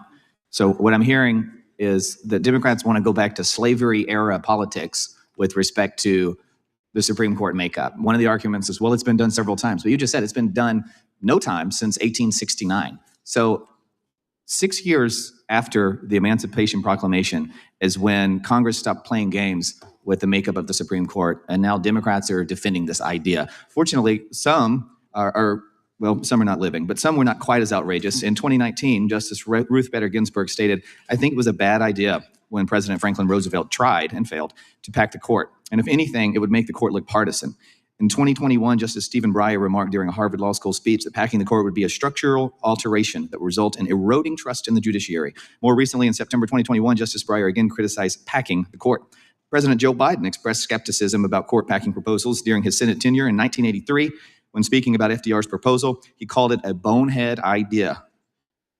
Former President Biden's own presidential commission on the Supreme Court expressed hesitation in 2021. The commissioners noted that court expansion is likely to undermine rather than enhance the Supreme Court's legitimacy and its role in the constitutional system. So I really appreciate my Republican colleagues for not pushing this slavery era idea that was last successful during the slavery days that I think we're trying to move past. And I yield balance of my time to the ranking member, Mr. Jordan. Thank you. Mr. Capozzi, if you don't like what the court's doing and you'd like a change, how do you do it? Well, you can ask the Supreme Court to reconsider its decisions. That's something the Supreme Court has done from time to time. In a more broad way, how do you do it? Well, you can take your case to the public. You can build up a record of opposition. You can advocate for change. You know, the conservative legal movement did that after Roe v. Wade, for example. Yeah, you go make the argument and you win elections, right? You win the White House, you have a majority of the Senate. That's how the court's figured out, straight from the Constitution. But no, they don't want that. They don't want that because, Republicans in the White House and he got to nominate people and you had Republicans in the Senate who controlled the Senate and they got to confirm them. That's how the process, well, we don't like that. So at one point they're saying, we're not going to be, it's too political, but there's a political process to it as well. That's how it works. You got to go win elections. Do you believe leaking the Dobbs decision was designed to undermine and change the court's decision? Mr. Schaerr. It certainly appears to have been done with that intent. It was an attempt to try to get one or two of the justices who ended up in the majority on Dobbs to back away. Yeah, it didn't work. Thank goodness it didn't work. Thank heavens. I think it was an effort to intimidate the court. You think so, Mr. Ross, Professor Ross? Do you think that was the case? I would agree with that. Yeah, and it was wrong. It was bad, right? We don't want that to happen again. Wish it never happened before. You agree, Mr. Capozzi? I was a clerk when the leak happened, so I'm not going to discuss details of the leak, but I will say that it was a cowardly act, and I hope it never happens again. Yeah. Do you agree with that, Mr. Bowie? I don't really have a strong opinion about the leak. I was not a clerk on the court. It's a good thing or bad thing? I think that more publicity for what the court does would be good, but I think that sacrificing one's ethics is not good, no. Whoa, but just yes or no. Is it a good thing to leak a decision before it's final, before the court's actually weighed in? Is that a good thing or bad thing? I don't think it's good for anyone to sacrifice their ethical responsibilities. Okay, by the way, why don't we know who leaked the Dobbs opinion? Mr. Capozzi, you were there. Why don't we know that? I'm going to respectfully decline to answer that question. I'm not asking if you do know it. I'm just saying, well, why don't we know it? Seems like that's Mr. Schaerr. Why don't we know that? I believe there was an investigation done by the. No, I know there was an investigation done by the court. It was inconclusive. Yeah. Amazing. They couldn't figure out. Mr. Ross, any thoughts on that? I really don't know. Okay. All right. I yield back. Gentleman yields back. We now go to the gentlelady from Florida, Ms. Lee. Thank you, Mr. Chairman. As a former judge, I understand that the legitimacy of the judiciary does not depend on whether people agree with every decision. It depends on whether judges interpret and apply the law independently, without political intimidation, threats to their safety, or pressure to deliver preferred opinions. Today, we are seeing increasing efforts, we're hearing them today, to delegitimize the court through court packing proposals, spurious personal attacks on justices, and criticisms of judicial philosophies like originalism simply because some disagree with outcomes in particular cases. An independent judiciary cannot function if judges are treated like politicians whenever they issue an unpopular opinion. And baseless, unfounded allegations impugning the ethics of judges and justices, incoherent attacks on principled application of judicial philosophy, and failure to appreciate that a disciplined adherence to the laws and the Constitution as written is actually the hallmark of a good and successful judge. And on that note, Mr. Schaerr, I would like to discuss one thing that concerns me about modern discourse surrounding the judiciary is the growing expectation that judges should reach politically preferred outcomes rather than faithfully apply the law. And critics sometimes today portray originalism as if it is some sort of political project to achieve conservative outcomes. But at its core, isn't originalism actually about judicial restraint, requiring judges to interpret the Constitution as written as opposed to applying their personal preferences? Yes, and I was a law clerk to Justice Scalia, and I had several experiences with him where he felt like the Constitution or a given statute required a result that he didn't like as a policy matter. The very first opinion that I helped him write as a new justice was an opinion sustaining a Fourth Amendment objection to the admission of certain evidence in a trial. And he sided with the liberal justices on that issue because he felt that's what the Constitution required. The morning after that opinion came out, there was an editorial in the Wall Street Journal that said, "We wonder whether President Reagan has made a mistake in putting Justice Scalia on the court." And we saw that in several different areas. So to me, that's the hallmark of a good judge: is he or she is willing to follow the law as written, even if it leads to places that the judge disagrees with as a policy matter. That's judging, in my view. That is exactly right. And I can tell you, I shared that very same experience on the bench, that at times, personally, as a jurist, you don't want the outcome that the law tells you you must reach. And that is actually something that, tell me about that distinction between being a judge and essentially policymaking, reaching that decision which maybe you as a person would like. Tell me why it's so important that our judges are able to make that distinction and apply the law as it is written. And is that part of our very system, as we would learn in 8th grade American history, of checks and balances? Yeah, I agree. That's an essential part of our system. And I go back to the Chief Justice's decision in the Obamacare case. That was, and he was excoriated for that decision by conservatives, but he believed and persuasively explained in his opinion that the individual mandate that was kind of at the heart of Obamacare could properly be considered as a tax. And for that reason, he decided, well, we then should defer to Congress's judgment, even though we hate the policy outcome. He decided we should defer to Congress's judgment about on this matter because what they did is within their authority. And to me, that is also the hallmark of a good judge, to be able to be willing to defer to this body, even when you disagree as a matter of policy. And one final question, because I think this is important as we sit and we listen to our justices and their ethics being impugned with baseless, spurious allegations. Isn't it also correct that they cannot respond, that judges cannot call a press conference, that they cannot speak publicly, that they have no opportunity to come out and say to the American people, actually, this is blatantly false. I did none of these things. These allegations that are being made are completely untrue. Isn't it correct that judges and justices cannot do that for themselves? It's very difficult for them to be able to respond to those kinds of personal attacks. Correct. Thank you, Mr. Chairman. I yield back. Gentlelady yields back. I now ask unanimous consent to place in the records the ruling of Judge John Bates, a appointee of President George W. Bush, who ruled against George W. Bush in the Harriet Miers case, and the outcome of and ruling of Amy Berman Jackson, a Obama appointee who ruled against Obama in that case, without objection. So ordered. And then, Mr. Chair, can I have one too? Absolutely. That's tit for tat. What do you have? It's a unanimous consent, just answering the last point about how justices cannot speak out. This is an op-ed by Justice Samuel Alito in the Wall Street Journal. ProPublica misleads its readers, June 20th, 2023. Without objection, so ordered. And with that, we go to the gentleman from South Carolina, Mr. Fry. Thank you, Mr. Chairman. Ruth Justice Ruth Bader Ginsburg stated, I think it was a bad idea when President Franklin Roosevelt tried to pack the court, and that if anything would make the court look partisan, it would be that. Justice Breyer said that it would be a structural alteration and it would erode public trust if we pack the court. What goes around comes around, and if the Democrats can do it, the Republicans can do it. Even our former president, while he was in the Senate, Joe Biden, admonished FDR and said it was a boneheaded idea to consider packing the court. But we now find ourselves in this curious position where political thought leaders on the other side are actively engaged in this idea that packing the court would solve the nation's problems. I think we've heard from James Carville, like, if we win, don't talk about it, we're just going to go pack the court. Kamala Harris, in her intellectual stamina, said the same thing a couple weeks ago. I think that is a dangerous move. What is the most, Mr. Ross, what is the most accurate historical lesson of FDR's 1937 court packing plan? What do you think that would be? I think the bipartisan opposition is perhaps the most important lesson. As has been pointed out earlier, Roosevelt had recently been elected with an enormous landslide. He carried 46 out of the then 48 states. He had more than 60% of the popular vote. He had assembled one of the most powerful political coalitions in the nation's history. He thought he was invincible.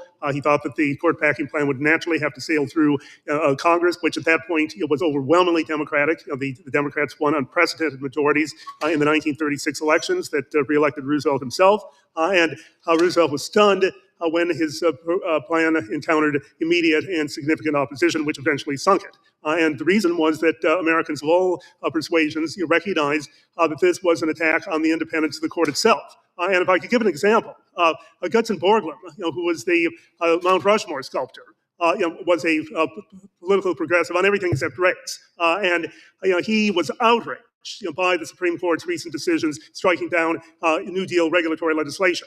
But he wrote a letter to Senator Norris of Nebraska urging him to vote against the court packing plan because he said it would interfere with the independence of the court. And he was at that time engaged in sculpting the faces on Mount Rushmore. And he said that if the court packing plan passed, he'd throw down his chisel and wouldn't go back to Mount Rushmore to finish carving those faces because he thought that the packing of the court would make a mockery of what those four presidents stood for. So again, this was across the board, and I think that's let's play an exercise. If FDR had been successful in altering the structure of the Supreme Court, what do you think the ramifications would have been at the time and then moving forward?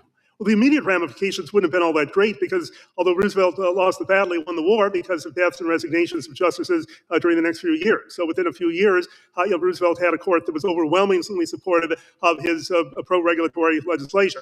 I think, though, if the packing itself had occurred, it wouldn't have changed the outcome of the cases that much because the court shifted its positions fairly rapidly anyway.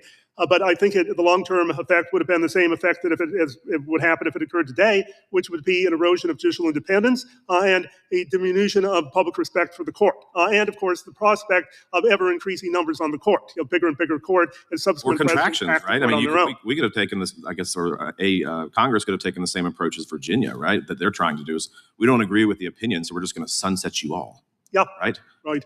Do you think, Mr. Schaerr, that expanding the number of justices would heal some sort of partisan divide in this country? Not at all. We'll expand on that for a minute. How would that not fix what I'm hearing on the left right now, which is that there's an illegitimate court and it's dangerous and what they're doing is undemocratic, so we can fix it by adding 4 new justices? How would that not heal the partisan divide? Well, I think actually it would undermine what really needs to be done to heal those divides. And that is because it distracts from the more important projects, as we discussed earlier, of building the political coalitions that allow you to achieve your legislative objectives. We've talked earlier about the Voting Rights Act, for example, and people are complaining about how the Supreme Court, quote, gutted the Voting Rights Act. Well, they didn't do that at all. This body could amend the Voting Rights Act, and if this body wants to impose majority-minority districts on the country or various places in the country, that's something that this body can do. And my guess is that the Supreme Court would probably sustain that. For just about every one of the problems that we've discussed, there's a legislative solution that requires persuading voters and then winning elections and then doing it. Yeah. Thank you, Mr. Chairman. I see my time's expired. I yield back, sir. A good use of your time, though. We now go to the gentleman from Washington for his time. Thank you, Mr. Chair, and thank you, gentlemen, for coming for this important hearing. I'm going to ask for some concise answers to these questions of a number of things I'd like to cover. Can a court be unpacked? Could the legislature vote to remove members of the Supreme Court? We'll go down the line. If they can add, can they subtract? They have subtracted once before. I am not sure it would be constitutional to subtract in a way that would require sitting justices to resign. So, but you think yes, with some caveats. Mr. Ross? I agree. I don't think that sitting justices could be removed, but clearly the Constitution permits the size of the court to be reduced. There should be one Supreme Court, and it says there's a Chief Justice. So theoretically, I guess you could have 2 or 3 associate justices. So I don't think there's any constitutional obstacle as long as it's prospective rather than retrospective. You could phase a seat out. You just couldn't force a sitting justice off the bench. Okay. Well, that's right. Congress can change the number of justices. The justices sit for good behavior. What good behavior means is also the subject of federal law. And so if justices are doing things that Congress regards as unethical or corrupt or undemocratic, then because that's a yes. something about it. Okay. As way background, when I was in our state Senate in Washington State, our state had originally started with 5 Supreme Court justices. The court had been packed up to 9 for political reasons. People wanted different cases. We have elected Supreme Court justices. They're politicians just as I am and this body is. And what our teachers union discovered is that they could put significant financial resources into judicial elections and then get some rulings on mandatory spending on education. When that was going on in our state legislature, I thought the Supreme Court was over its skis. And so I sponsored a piece of legislation to actually shrink it back from 9 to 7. I had the Supreme Court justices drawing straws at high noon on January 1st, which is a legal remedy in our state, but it was undetermined. So actually that my bill is studied in law schools in Washington State. Fortunately, we didn't get the opportunity. Broader point I just want to make on this is packing the court and its and really its evil twin of adding states for political purposes are probably the most dangerous and destabilizing things that this body could consider for the future of the republic. It really will be a recipe for potential civil war in this country. By background, I spent some time doing counterinsurgency during the Iraq surge and used to teach counterinsurgency to the U.S. military. And you think about our own nation, why did we rebel? Why did people not feel they had a voice in the legitimate political process? And we actually look at the foundation of American, what we teach in counterinsurgency, population-centric counterinsurgency. It's based on 2 principles, that people feel they have an effective government and that they have a legitimate government. And what court packing will do is take a game of chutes and ladders in politics where you win elections, you lose elections, but it's a game that everybody understands, and it will turn it midstream for political purposes into battleship. And that is something I do not think in this highly polarized political environment that the American people will countenance. And so it is extremely risky to talk about packing the court, adding the states because you want political outcomes. And each and every time somebody is disgruntled with the political process and talks about it in a way that delegitimizes the Supreme Court, who are not elected, it's not like at the state level, it really is a dangerous thing for the future of the Republic. I just want to make that statement. I only have about a minute left. I'm going to yield to the good gentleman from Kansas if you'd like my time.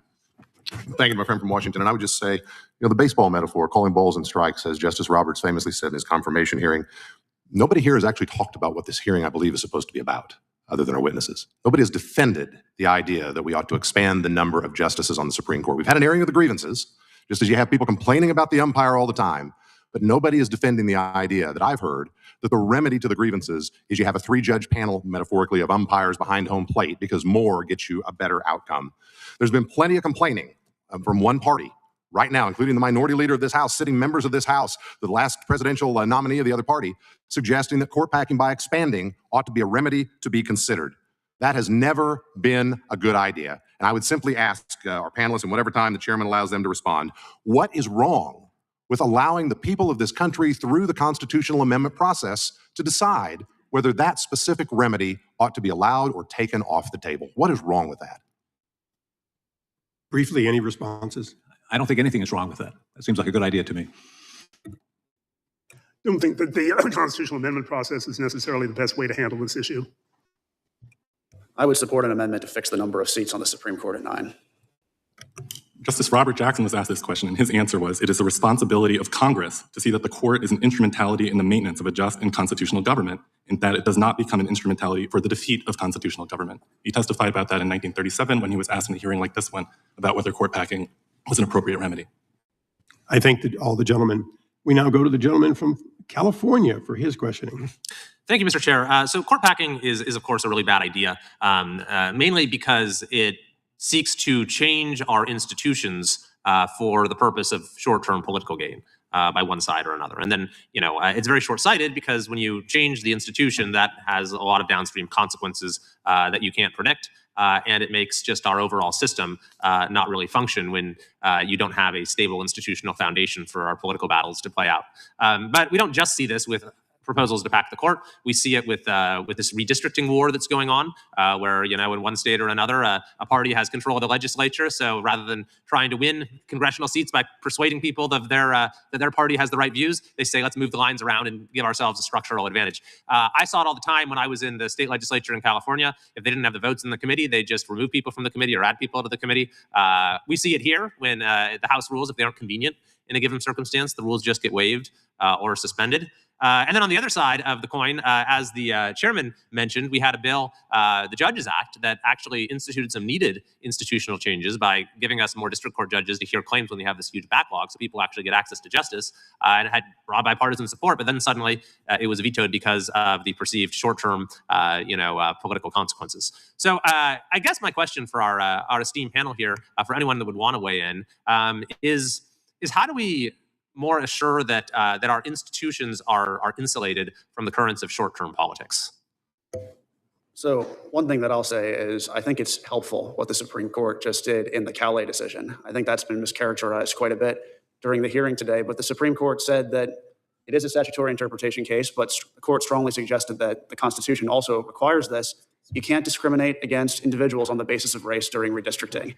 And for decades, some states were forced to intentionally sort voters on the basis of race to maximize political advantage for one political party. So the fact that we don't have to do that anymore, we don't have to discriminate on the basis of race in redistricting, is a good step forward.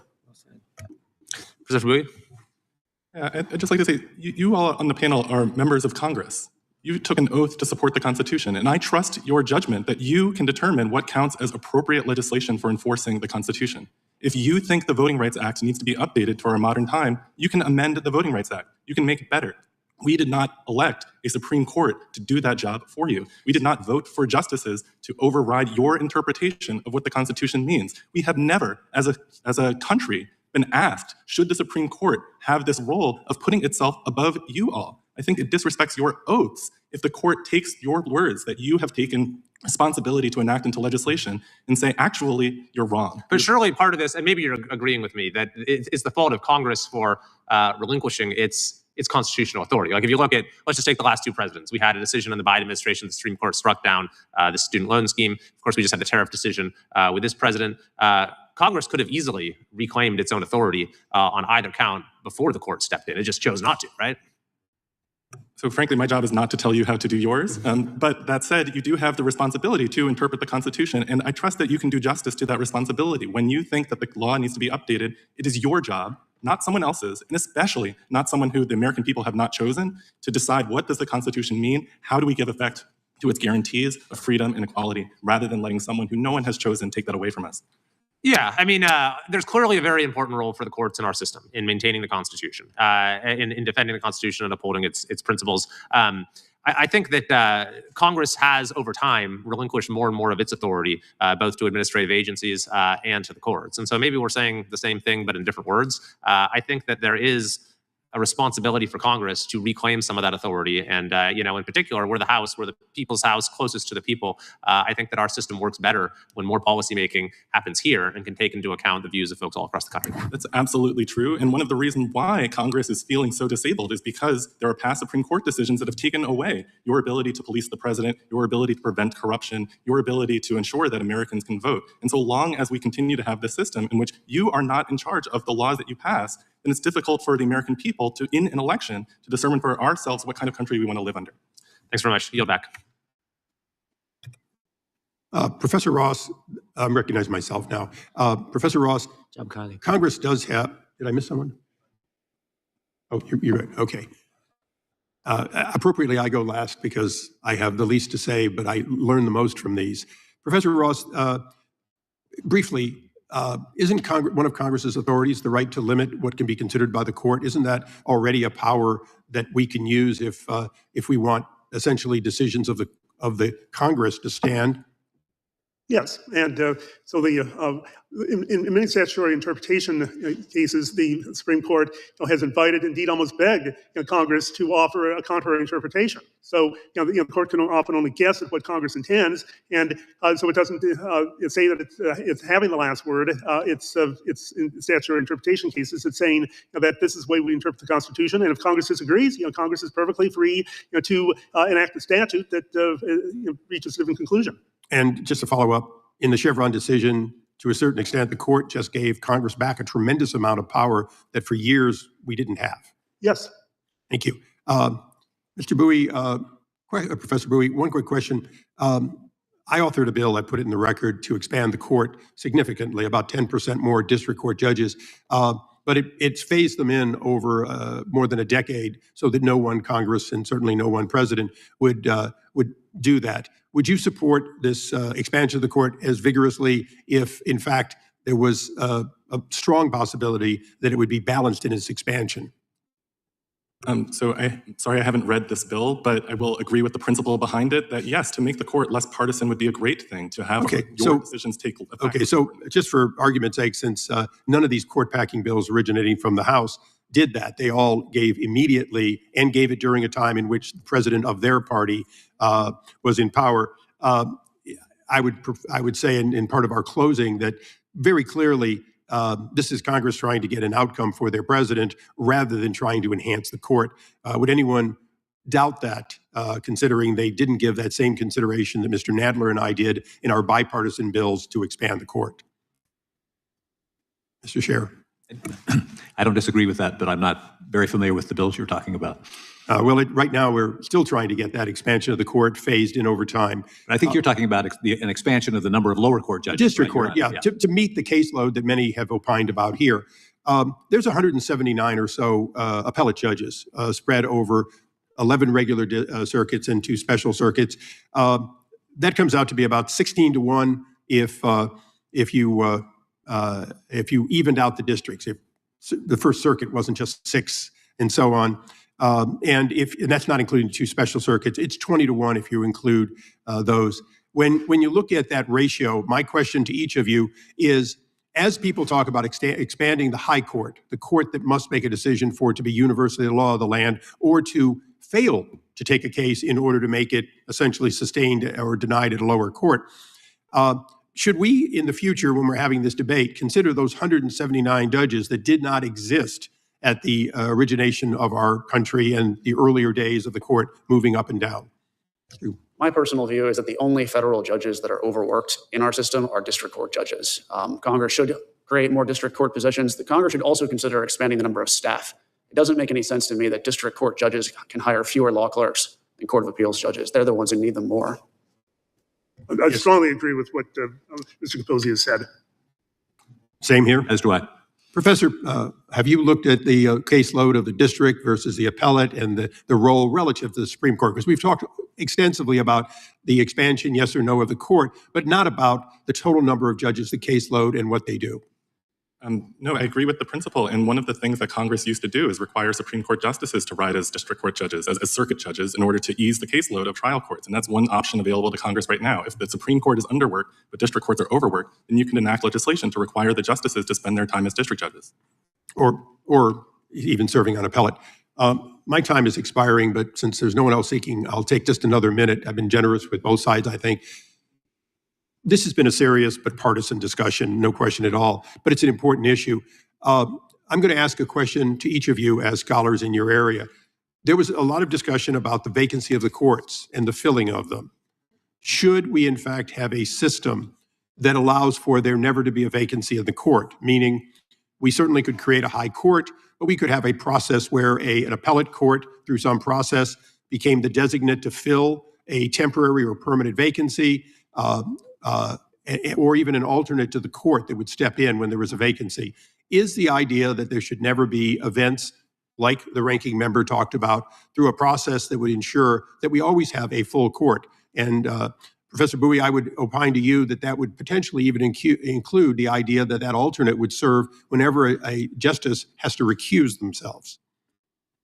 Yes, I believe the ranking member of the subcommittee has introduced legislation that would give presidents a regular appointment schedule so that vacancies would be more predictable, less likely to lead to the sort of partisan campaigns around nominations, and otherwise ensure that if the court is doing its job, then we can... But I included recusals because currently if there's a recusal, the court goes from 9 to 8 or 9 to 7, whatever the recusal is. There have been very few recusals, but there have been certainly plenty of cases in which there was a case for recusal, but that person did not recuse, and perhaps because the court would be without that vote. Absolutely. And to be honest, if anything, that's a sign that perhaps the number of concurrent justices is not the number that it should be.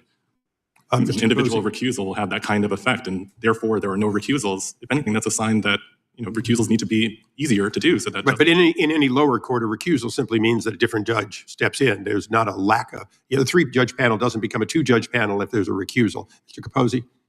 There is a statutory process for if there's not enough justices to have a quorum on the Supreme Court. You could look at the Alcoa case. I think it's from 1939, where the Second Circuit had to hear a case in lieu of the Supreme Court. I think I would oppose the proposals that you suggested, Mr. Chairman. The power to appoint justices is tremendously important. We need checks and balances in our system, and we shouldn't weaken the Senate's role in checking the president on the appointment of justices. Professor Ross. I agree with Mr. Capozzi.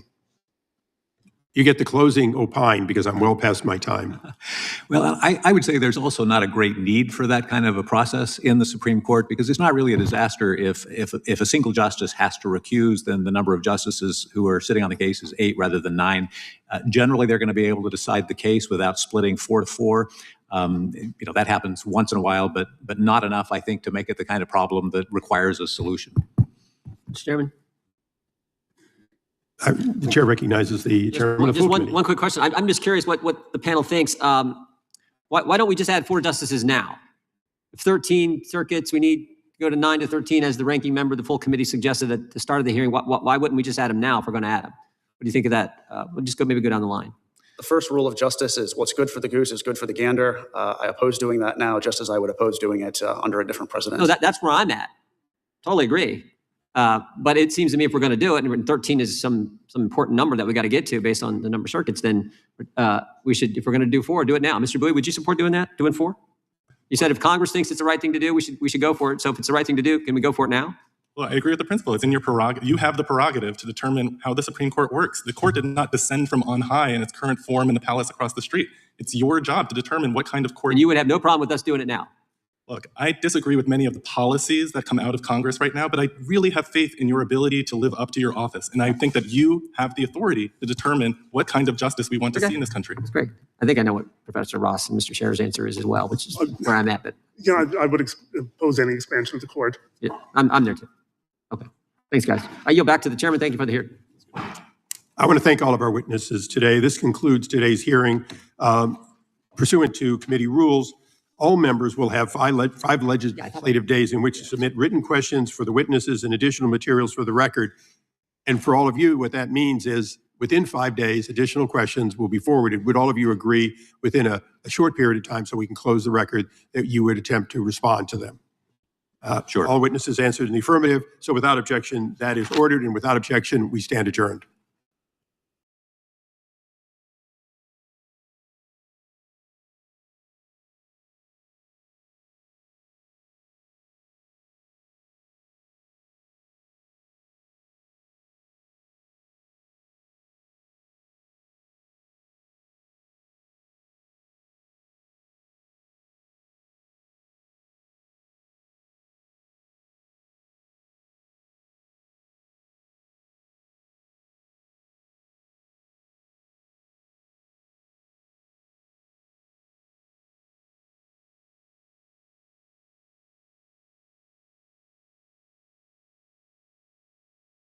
Good morning to you all.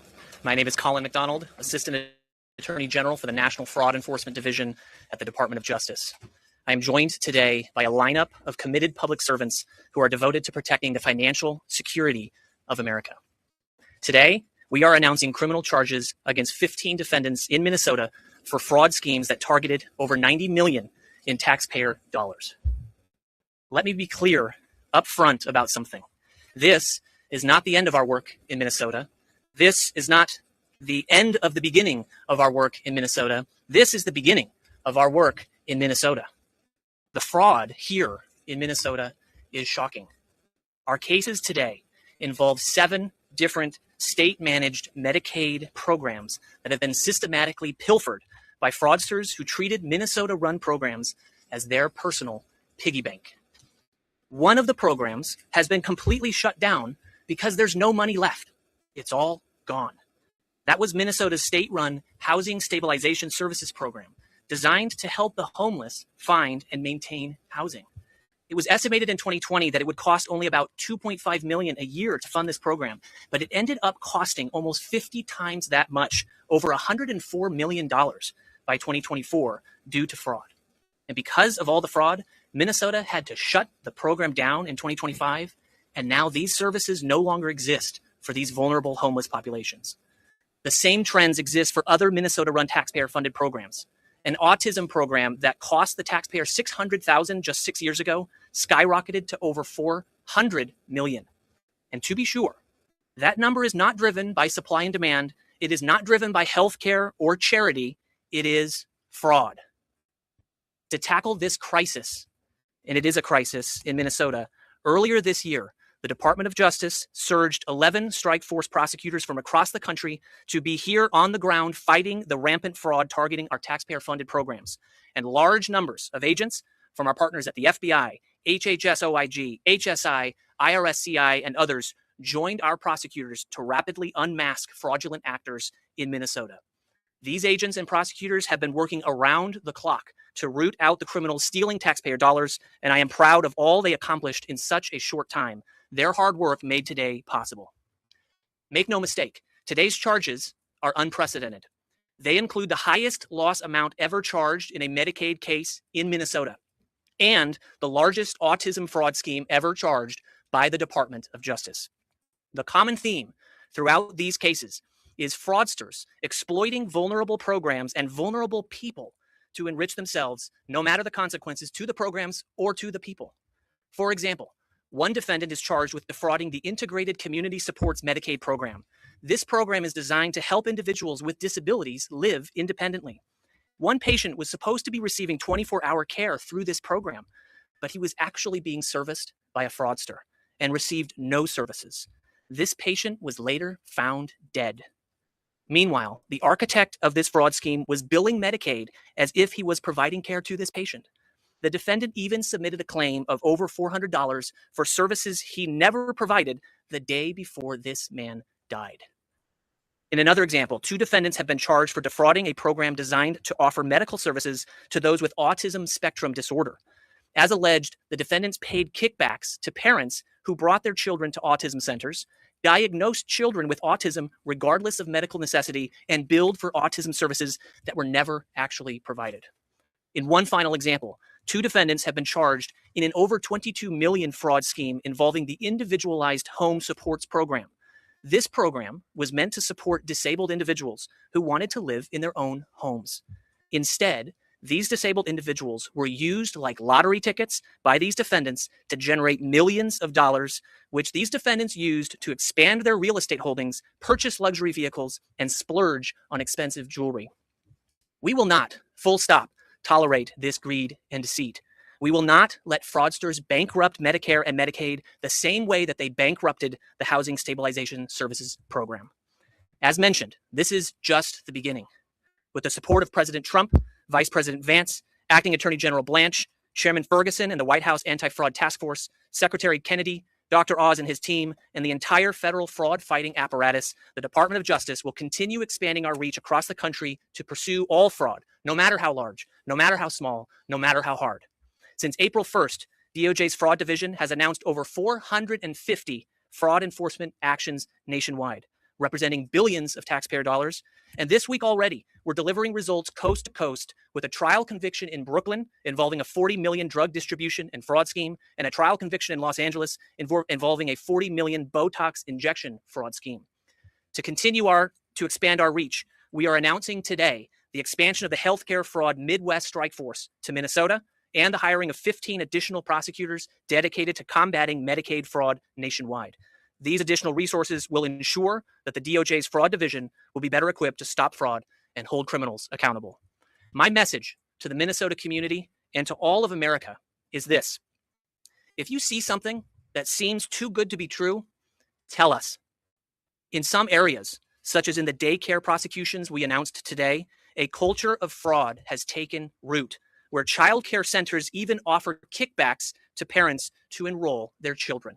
If something sounds good to be true, it is. Do the right thing, speak out, help us win the fight against fraud. And now my message to the fraudsters is this: eat, drink, and be merry today, because your days of frolicking and freedom are numbered. We are doing everything we can to find you. And when we do, we will prosecute you, and we will claw back every dollar you have stolen from the American people.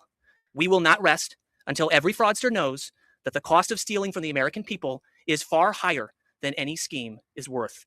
Thank you all for being here. I'll now turn the podium over to Secretary Kennedy.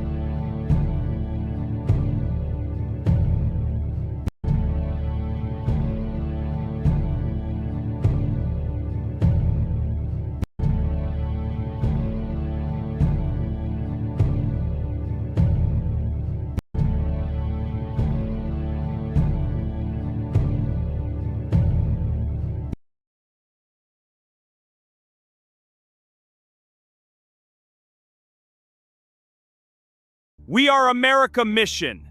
Make America your mission.